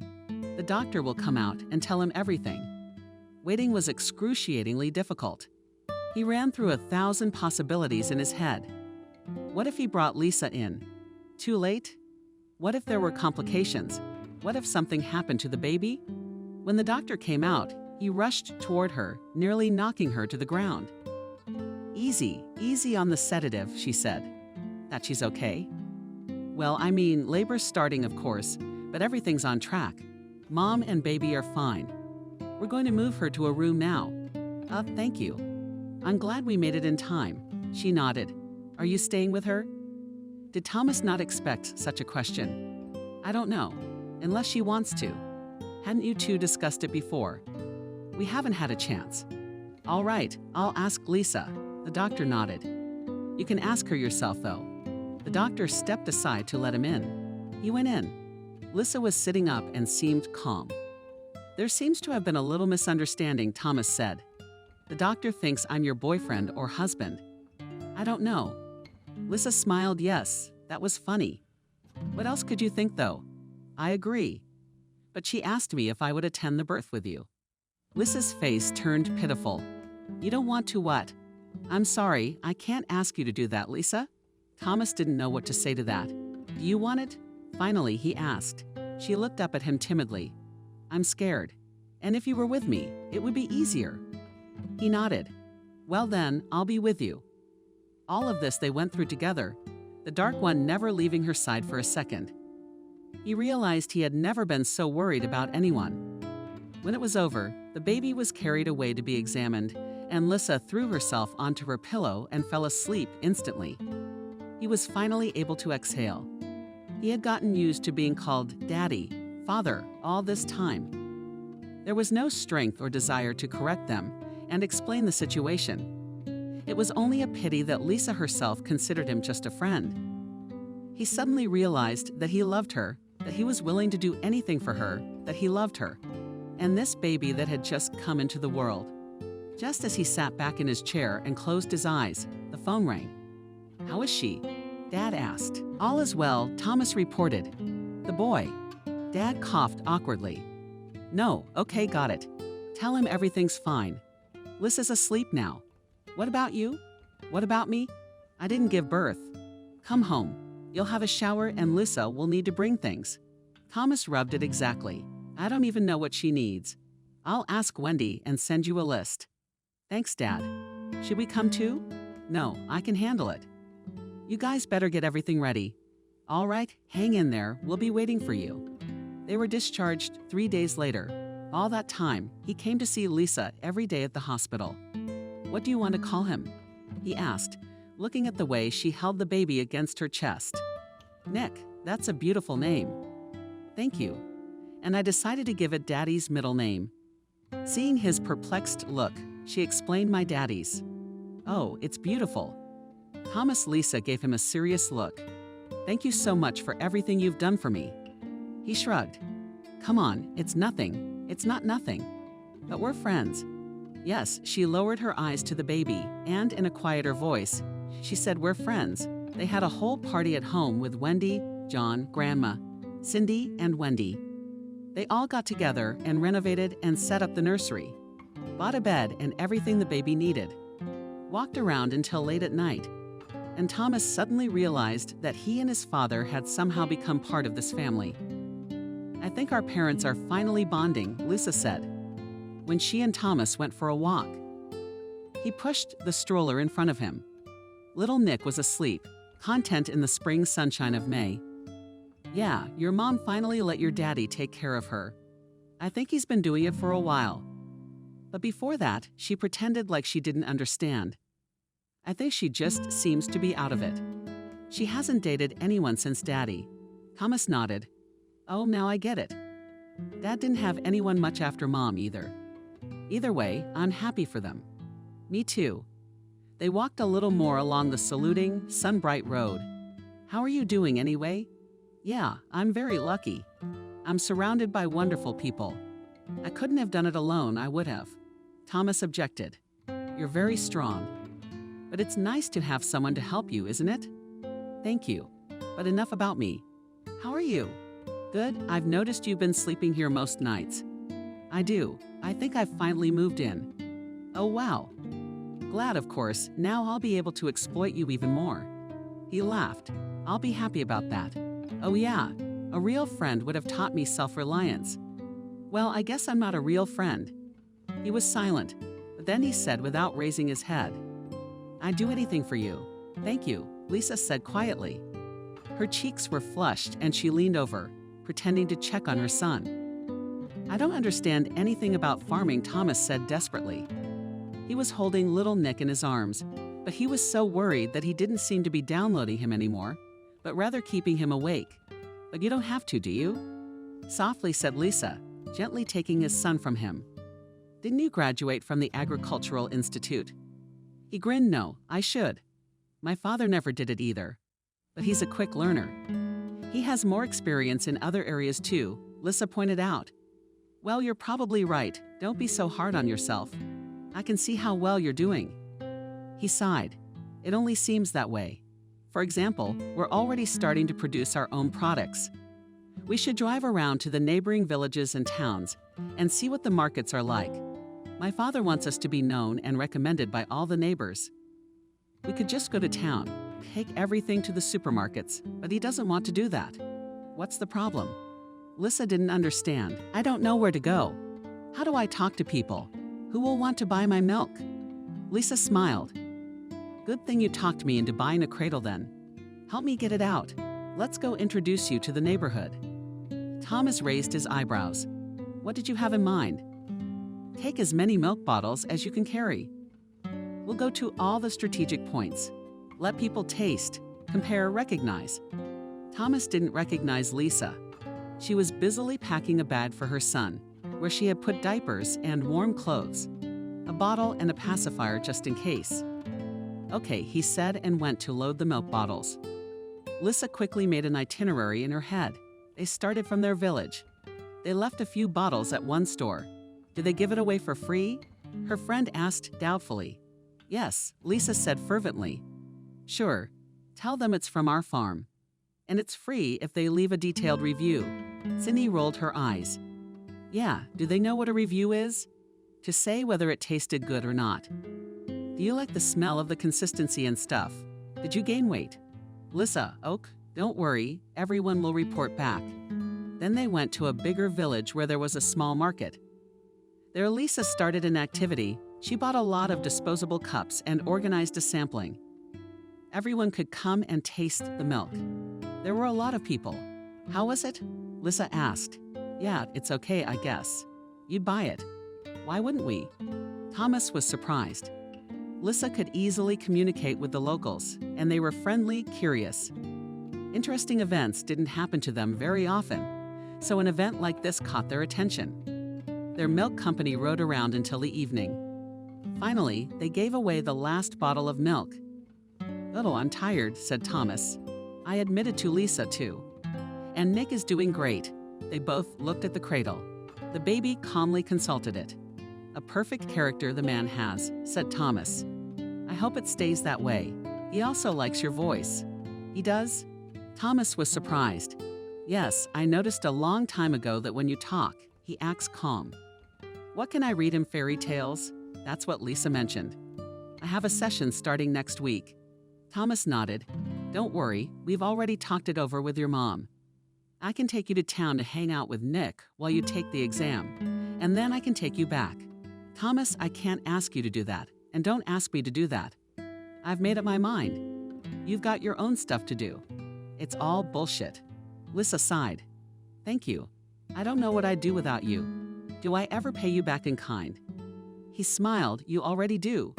You mean today? Sure. Lisa waved her hand. It's nothing. Not to me it isn't. I'm just glad I could help you. I'm offering you a position in our firm. Lisa raised her eyebrows. You'll be in charge of promoting our milk and everything else. What are we gonna have? I don't know how to. I don't have a degree. Yes, you do. Did you do something today? Something I would never have thought of with my education. Lisa smiled. Well, to be fair, it was your dad who came up with it. It will be cool to have your products consumed by all the people in the surrounding villages. It was an idea, and you started it. Okay, let's just say that everyone's doing a good job. You know, I'm always happy to help you for free. He used his head. We'll come back to this conversation. As Thomas promised, he drove Lisa to every credit, every exam, and walked Nick, while the baby's mom passed. Well, asked Thomas, every time she left the university, did Lisa take the test or did she pass? Congratulations. Lisa would laugh and Thomas would add, turning to the baby. Our mommy's smartest Lisa was indignant every time.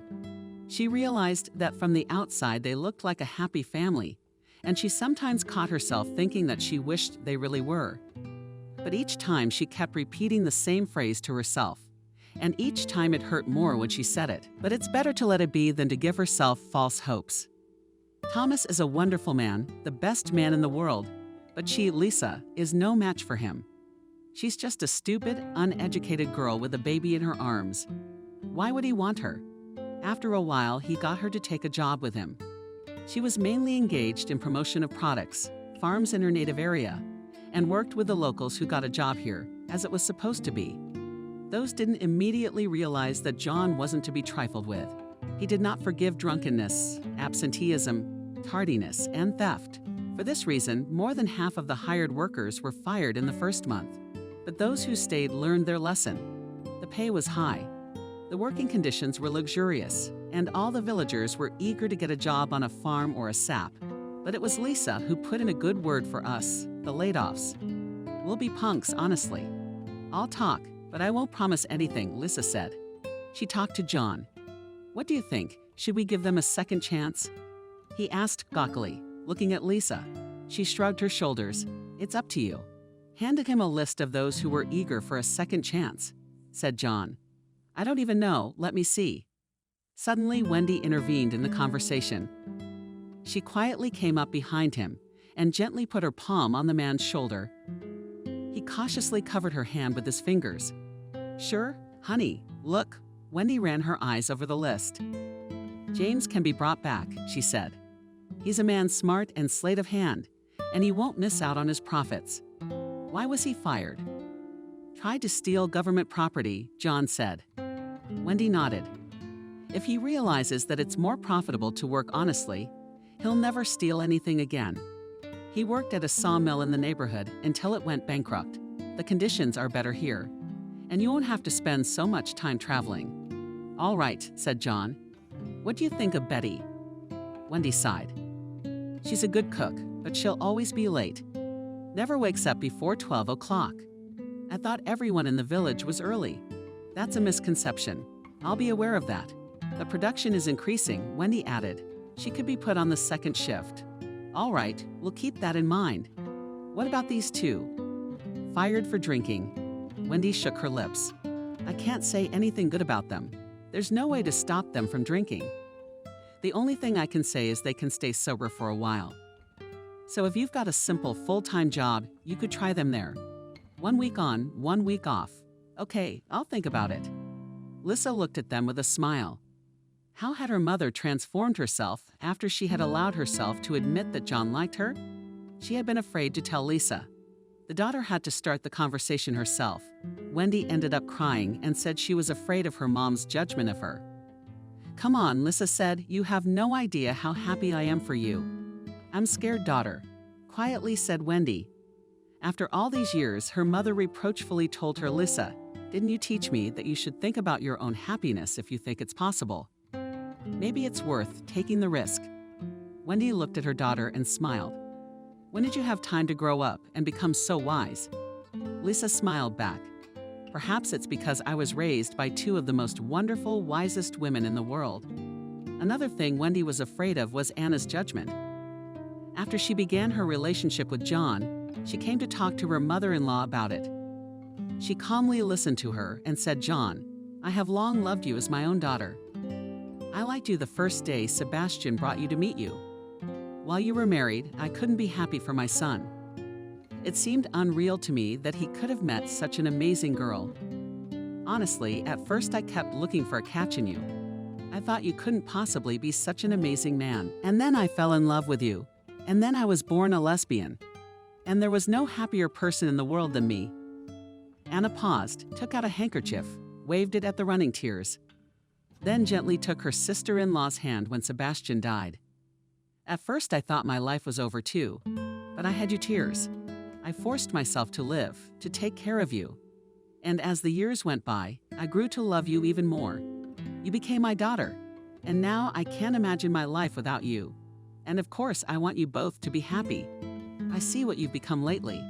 And what's that? Wendy asked, embarrassed. Your mother-in-law smiled, as if you had woken up after years of sleep like a flower that had been lying frozen for a long time. And now the years have melted, the ground has thawed, and the flower has bloomed again. That's a beautiful comparison. Well, that's how I see it. And I'd like to see my daughter like that forever. Tears sprang from Wendy's eyes too. The women embraced. Little Nick grew up. And toward the middle of the summer came the day when Lisa decided for the first time to leave him with his mother for a long time. She herself had to go to the city, sign the documents at the university, confirming that she had successfully transferred to the second year, and take literature for independent study. Lisa also wanted to visit her dorm room, to pick up some things. Thomas, who also had his own things to do in the city, drove her there. "I'll probably be later than you," he said guiltily. "That's all right. I'll find something to do," Lisa smiled. "Wait for me in the dormitory." Lisa quickly finished her business and decided to visit the dean of the faculty. She had some free time. "Oh, Matviva, hello," Lisa said shyly. "Do you remember me?" Jenna smiled. How could she? Such students should be remembered. "I've been looking at your transcripts. Congratulations on a successful session." "Thank you." Chuckles. "You take your time." Lisa shrugged. "I don't think so." "Then have tea with me. It would be my pleasure." The dean stood up and turned on a clear electric kettle, peppermint tea. "You like it?" "Yeah, that's great, because I love it too."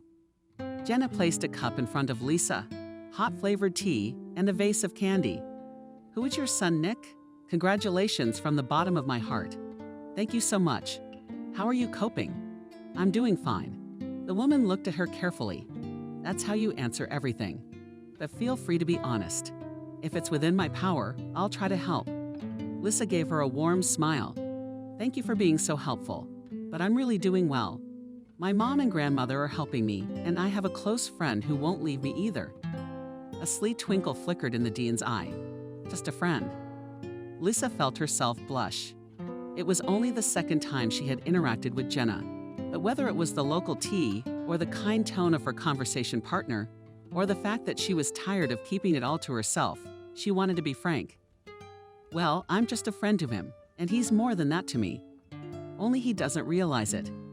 Jenna raised her eyebrows, drank from her cup, and set it carefully on the saucer. "Pardon my curiosity, but what does he do for you in terms of just friendship?" she asked. Lisa shrugged. "Gives me a job. Helps with the baby. Always willing to help. Drove me here from the village for all my credits and exams. I know I can ask him anything, and he won't say no." The dean smiled slyly. "It seems that what you're describing goes far beyond simple friendship," she remarked.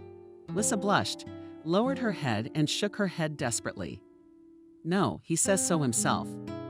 "Have you ever shown him how much he means to you?" "No, have you?" "Where is he?" "Where am I?" Jenna furrowed her brow. "What's that supposed to mean?" Lisa bit her lip. She was already regretting having started this conversation. But it was too late to back out. He is handsome, rich, successful, very smart, and kind, and from a completely different social group. "Why would he want someone like me?" "Like what?" asked Jenna. "A young, beautiful, intelligent, wonderful girl." Lisa sighed, a first-grade absentee from the village with a baby in her arms. The dean rolled her eyes. "Ah, what kind of a child are you yourself, Lisa?" "A man would never spend that much energy and time on a girl who only has friendly feelings. I'm sure he's secretly in love with you. Except that he's afraid to make the first move, because you keep him at a distance." Lisa blushed. "I'm not sure that's possible." The dean smiled. "That's the wrong thing to say. You need to have more faith in your own abilities. I see your great potential, and I'm probably not the first. Who's telling you that? Please don't let yourself think you're inferior or unworthy." Jenna Lisa didn't leave Jenna Lisa's office until an hour later. They talked about a lot of things. After that, the girl, as planned, went to the dormitory. Her roommates had already left for their hometowns, and the room was quiet, empty, and dusty. Lisa went through her things, took a couple notebooks with notes, looked at her watch. There was still plenty of time left. She found among her things a book she had bought a long time ago, but had forgotten about it. She immersed herself in reading. The book was already finished, and there was still more than an hour to go before the meeting with Thomas. Lisa opened a map on her phone and saw that it would take about 40 minutes to walk from her dormitory to his office. And there was a park on the way. She texted Thomas and told him to take a walk. She'd be at his office at the appointed time. She wanted to call him instead, but decided she didn't want to distract him. She checked that everything was in order in the room and went out, remembering to lock the door. Thomas was immersed in his work with his head. He tried not to be distracted by outside stimuli. He wanted to finish his work early, so he could pick up Lisa as soon as possible. Maybe they could even stop for a bite to eat. Strange, they hadn't seen each other for a few hours and he already missed her. Maybe they could try to talk tonight. Tell her he can't take it anymore. That maybe she'd give him a chance. I'm scared. What if she says no? What if she's embarrassed to say no? At least they have this friendship between them now. He can see her every day, talk to her about everything. She laughs at his jokes, cooks meals with him. When he comes to visit, she trusts him completely. Suddenly, after his vacation, he will be deprived of that. Finally, the work was finished. He glanced at his watch. It was getting late. Lisa must have faltered by now. He picked up his phone to call her, apologize, and tell her he was on his way. The screen glowed with unread messages from Lisa. Thomas opened it and went cold. Hi, I'm bored sitting in my room. I thought I'd walk to your office. There's a park on the way. I'll walk there for a while, but I'll be waiting for you on the bench outside the office by the time you say. Kisses Lisa. The park she was about to walk through didn't have the best reputation.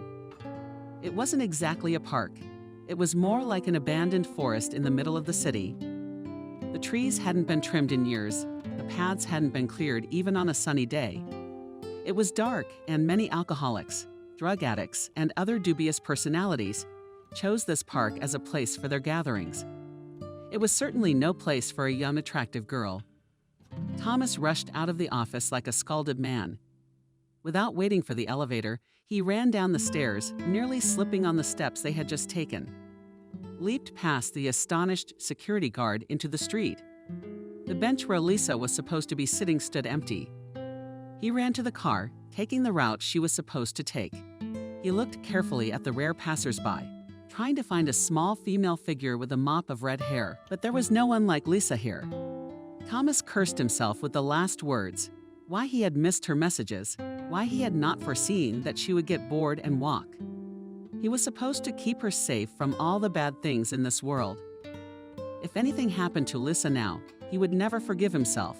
Finally, Thomas reached the park, jumped out of the car, and ran towards it. There were a bunch of teenagers, dog owners with their happy pets. Slightly staggered, studious, untidily dressed men, Thomas ran all the way through the park. Lisa was nowhere to be found. Suddenly, he realized it was okay to call her. It was strange why such a simple thought had not occurred to him before. Probably it was all the fear for her that had completely shut off his brain. He dialed her number with trembling hands. There were long beeps.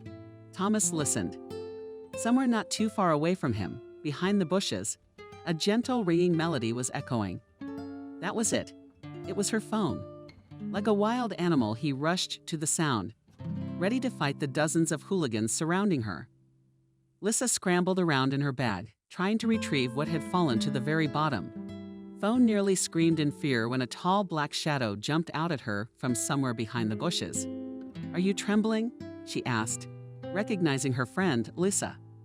He exhaled hoarsely, grabbing her hands. Thomas' face was a pale bandage streaming lines of sweat. His chest and the back of his shirt were wet too, as if he'd been running away from someone. The boy was breathing hard, but there was relief on his face. What's wrong? Careful, Lisa asked. He breathed often and deeply, gradually calming down. I was so scared for you, Thomas said at last. I thought something had happened to you. Only now Lisa realized that it must have been a long time ago. Oops, guilty, she said. I'm sorry. I was supposed to wait for you outside the office, and it's so nice here. I was out and about, and I forgot about the time. Then I saw the squirrels and went to look at them. Okay, suddenly he looked at her strangely. Yes, Lisa confirmed, perplexed. He grinned and suddenly drew her to him, hugged her tightly. Did you scare me to death? She felt nice and warm in his arms. She didn't want to go anywhere. Why were you scared? She asked. Thomas sighed, as if he had to explain something too obvious. Are you still asking? He muttered. A young, beautiful girl, alone in the park in the evening. I'm not alone. The place is full of people. Thomas rolled his eyes and sighed, I don't have the energy to argue with you. Come on, let's go. They walked along the paths of the park toward the car. Each of them had a lot of questions on their minds, but neither of them dared to start a conversation. How are you doing at the university? Thomas asked, when they drove home, to break the silence. Good, Lisa replied. I have been successfully accepted into the second year. Congratulations. Thank you. Silence again. Thomas suddenly heard her breathing noisily and heavily. He glanced over and saw that her cheeks were flushed. You're all right, very softly, he asked. But Lisa hesitated. She waited a few seconds and in a strange voice said, Imagine, Jenna, my dean of the faculty, told me an amazing thing today. Thomas didn't understand anything, but just in case he nodded and clarified what we were talking about. It was unexpected. Oh, wow, yeah, Lisa sighed noisily again. I said I have a wonderful friend who does everything for me. Thomas hooked his fingers into the steering wheel so that his knuckles popped. Yeah, kind of dry, he confirmed. Do you have a friend like that? Lisa, not taking her gaze off his hands, continued Jenna. She told me it doesn't work that way, that a friend just wouldn't do that much. He pressed his lips together. Well, it's now or never in as calm a voice as possible, he said. I think your dean is a very smart woman. Lisa blushed. It even seemed to him that it got hotter in the car. But the girl said nothing, and he continued. You are more than a friend to me. I have loved you, Lisa, for a long time. Lisa lowered her eyes and said quietly, Why didn't you ever tell me that before? He shrugged his shoulders. How, if you keep saying that I'm just a friend to you, I didn't want to impose my love on you. She coughed, unconvinced, and said, I thought you were the one who keeps saying I'm just a friend to you. He froze, digesting what he'd heard in his head, then turned the wheel sharply to the side, and the car came to a stop on the side of the road. Thomas looked her straight in the face, as if trying to read her thoughts. What does that mean, Lisa? She took a deep breath, squeezed her eyes shut, then made up her mind. She opened her eyes and looked at him. You're more than a friend to me, too. I love you, Lisa. His heart pounded frantically. Thomas laughed. How stupid are you and I? Before Lisa knew it, he had already wrapped his hands around her face and kissed her passionately and tenderly. It was decided to have the wedding at the end of August. The days were very warm then. We have good young people, Anna said. The nomadic great-grandson's hands were not harmful. Usually at this time, and the first frosts will already hit.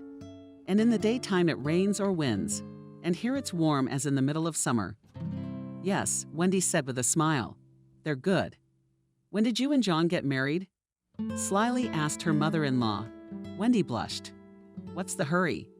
They are the young ones, but slyly said Anna. We have everything ready, asked Wendy. Moving on to the current topic, the women must have raised their heads because they heard the door creak open. John walked into the yard. So my good ones. He turned to Anna and Wendy. We're all set. No guests yet. Oh, like they have a long drive. I don't like it when they're late. I know, sweetheart, but it's still half an hour away. The reception was right in the village. The registrar said it was her most unusual wedding ever. They organized the celebration in a large open meadow, which was right on the edge of the village. There they put tables, chairs, and a huge wicker arch decorated with wildflowers. Lisa was dressed in a light, woven lace dress. Her hair was loose and only slightly up. You don't need much color either, said Cindy, who was the hairdresser and makeup artist for the day. A little emphasize your big eyes and eyelashes, and it will be perfect. Lisa smiled. I am so glad to have you with me on this day. Her friend's eyes rounded in surprise. How could I not be? You're my best friend. You're mine too. Really? Cindy smiled slyly. And I thought you'd consider Thomas a friend to the last. Lisa laughed. Oh, come on. I'm not going to stop teasing you with this. He's good too, though. Okay, this is as good as it gets. Better, yes. Cindy finished her makeup, stood up and admired her creation. Are you perfect? Lisa looked in the mirror. You're a magician, Cindy. It's not hard to be when the sun is so beautiful. The marriage ceremony was a success. The villagers froze as they listened to the registrar's sonorous, deep voice speaking of love and family. I agree, Lisa replied. At the questions directed to her, looked at her former best friend and now husband. Agreed, said Thomas. I now pronounce you husband and wife. Solemnly said the registrar, and added more softly, you may kiss each other.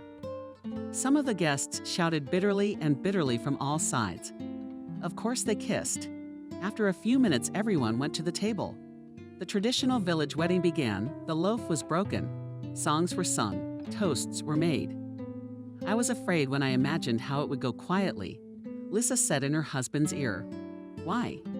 He asked in surprise. Don't you know what? I don't. Sorry, I don't have much experience with rustic weddings, so it's hard to guess. I was expecting something. Lisa sighed, fighting. The husband laughed. How could I not have guessed, of course? But so far, everything seems to be going well. I hope so. Well, if anything, we've got a couple of employees here who have shifts tomorrow. So they're not drinking tonight, so they'll help out in case there's a problem. Oh, right, I forgot. Lisa smiled. Did you and your father manage to break the village system? Not us, but the strict rules and decent working conditions. They talked as easily and calmly as they always seemed to. Nothing had changed in their lives since their marriage. They could talk to each other just as easily and casually, perhaps because they were so infatuated with each other. That's why they didn't notice the atmosphere had changed. Look who's coming. One of the guests exclaimed in a loud whisper. A stream ran by. The guests began to look closer. After a while, Lisa and Thomas realized that something was going on. A man was walking towards their clearing. It was a man in a military uniform. Judging by his staggered, studied gait, he was drunk. His face was red and his hands were clenched into fists. You shouted loudly, he shouted, pointing his finger at Lisa. She froze. At first second, she didn't realize who this man was. But when she saw his fierce gaze, it gradually dawned on her. Ethan asked her in surprise, and stood up. She didn't wait. Ethan was shaking. He seemed ready to pounce on her. How could you? It's only been a year and you're already married. And you swore to me you loved me. Bitch. Thomas stood up and walked away. He said in a calm voice, looking Ethan straight in the eye. The man hummed and looked at him. You're the groom then, the husband. Ethan nodded. Even so. I know about you, rich boy. I didn't deny it, Thomas. So you sold out for money. Ethan turned to Lisa. She could feel the bitterness in her mouth now. Did she really ever really love him? Apologized to her. Also calmly said Ethan that one. People are kind. Look at this. He turned to all the guests. Everyone looked at it differently. Some with fear, some with curiosity. John sat tense, ready to stand up for his son at any moment. He was held back only by Wendy, who gently placed her palm on his boss. Don't worry, in a whisper, one of the workers told him. We won't let him ruin the wedding. If he throws into a fight immediately on the ground, hit us with a twist. Vasily felt a little calmer, and Ethan continued. Gone. So you were only in the army for a year. I thought my faithful girl would wait for me, but there she was. Not even a few months later, and she's already having an affair with someone else. The guests started to murmur. Thomas wanted to leave the table, but Lisa gently took his hand. It's all true, she said calmly. Ethan hadn't expected this and was silent for a few seconds. She continued, I was in love with you. That summer I thought we were serious. We were, Ethan shouted. But there was less confidence in his voice. Lisa nodded contentedly and continued. And then I found out that I wasn't your only girlfriend. The women at the table gasped, and then I heard one of them whisper loudly, yes. Everyone said he was a womanizer. Lisa smiled. I also know you have a woman, the two children at the tables murmured. Ethan didn't seem to know where to take his eyes. He clearly hadn't expected Lisa to know that. I wrote you a letter, asking you to explain yourself, but you didn't answer me. After that, you dared to come to my wedding and make claims. She stopped talking. There was silence. Everyone looked at Ethan. He looked around fearfully, apparently expecting some kind of support. But everyone around him was looking at him with disapproval. You should get out of here, one of the guests said contemptuously. What the hell are you up to? A woman shouted indignantly. You're not worth her little finger. Shouted a third person. Get out of here. Take your wife and children to the village, and don't forget to visit your other women. Voices rumbled from all sides. The guests stood up ready with determination, but to protect the bride and to escort out the guest who hadn't been abandoned. Oh, come on, shouted Ethan, and ran off in the direction of the village. A few men followed him. John looked at the laborer who was calming him down. They're not going to hit him. He smiled. What's the matter with you? Just a little? Seeing the stern look of the supervisor, he sighed and stood up. All right, I'll go and see that they don't overdo it. Come on, kid, said Daddy. Lissa said affectionately. Her son raised his head at her and looked at her with shiny round eyes. Pausing, Lissa repeated. Thomas grinned. He was sitting at the opposite end of the long, fluffy rug, with the baby sitting in the center of it. Call him out, demanded Lisa. Thomas smiled at his son. Come to me, he said and waved his arms. The baby looked at him interestedly, thought for a moment, and then crawled toward him. Wow, Lissa gasped. Thomas laughed. Wait, you'll see something else. The child crawled briskly to his father, who was sitting on the carpet, and placed his small hands on his knees. He didn't do that when I was there, Lissa said quietly, afraid of scaring him off. In the meantime, the son had already climbed up and finally stood on his feet. Thomas, of course, helped him by supporting him with his arms. But still the little one stood on his feet almost on his own. That's what we learned while you were practicing, Thomas said. We wanted to surprise you, and you did. She got up, walked over to her husband and son, and sat down next to them, then hugged them both. The son was pretty stoked. He smiled. Okay, Mommy, let's go to Grandma and Grandpa's. Yes, said Lisa, as if waking up. We have to help them set the table. They came out of the house. Thomas was holding his son in his arms. It wasn't far to the neighbors. Oh, here we are at last. Where's my youngest great-grandson? It was Grandma Anna's voice. She appeared in the doorway and took little Grisha from his father's arms. And where is my eldest? Asked Thomas. Yes, here I am, Dad. Towards them jumped out a boy of about 5 years old. My grandfather and I were playing chess, he reported cheerfully. Thomas patted Nick on the head. Wow, and I only started playing chess with him when I was 12. What's the use? John's voice came from the back of the house. You still don't know how. But my grandson has obvious talent. Lissa smiled and gave her husband's hand a reassuring squeeze. Boys, stop fighting harshly, said Wendy, appearing in the doorway.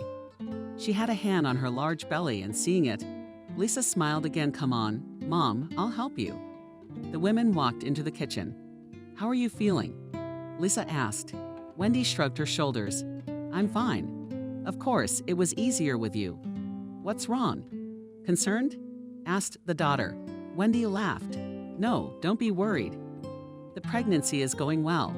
Of course, it's a lot easier at 20 than when you're in your 40s. You're doing great, Lisa said and kissed her on the cheek. Wendy is born, by the way, said Anna, coming into the kitchen. You and John went to town today. What did they say at the ultrasound? Wendy smiled at the girl. Well, finally.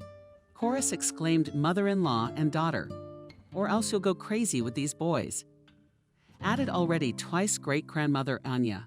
Wendy laughed. John also said that he was counting on a girl. And you yourself? She shrugged her shoulders. I'd be happy either way. But it would probably be easier with a daughter. All right, Anna said. So far, all 4 boys have found something to occupy themselves with. Let's cook. Yes, said Lisa. It's 8 o'clock. Then the women concentrated for a while on washing and cutting vegetables, shaping the turkey, arranging the fruit in a large vase, chilling the champagne, and other pre-New Year's chores. Wendy was the first to break the silence.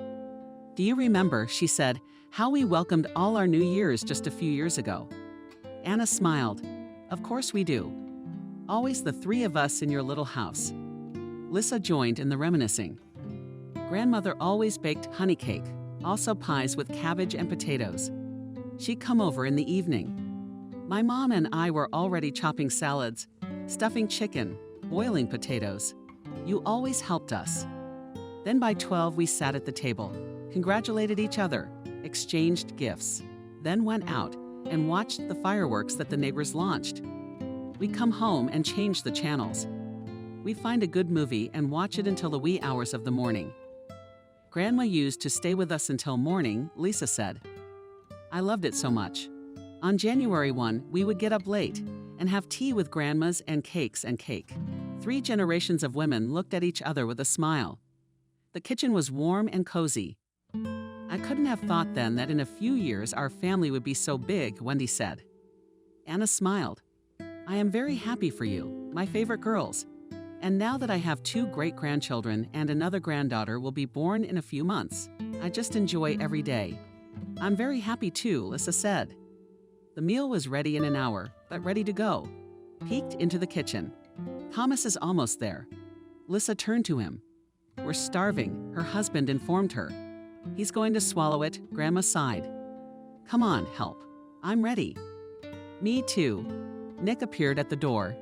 The whole bunch of them began carrying plates of food into the living room, where the fireplace was already stoked. There was a decorated Christmas tree and a table covered with a white or Nina tablecloth. However, the table was vacated only by John because he was holding his youngest grandson in his arms. Finally, everyone sat down at the table. The men loudly paid tribute to the delicious food and praised the women. John was the first to stand up. I would like to make the first toast. I am grateful to this year for everything that has happened. In general, I have no reason to complain about life. He looked around at everyone present and smiled. I have a wonderful son, a wonderful daughter-in-law, and 2 beloved grandchildren. And of course, the most beloved woman in the world, with whom we will soon have a daughter. And of course, Anna, who is the best mother-in-law in the world. Anna smiled. This year has brought me a lot of happiness, as well as all the previous ones. And I hope to have even more beautiful, bright days in the future. Hooray! Thomas shouted. Hooray!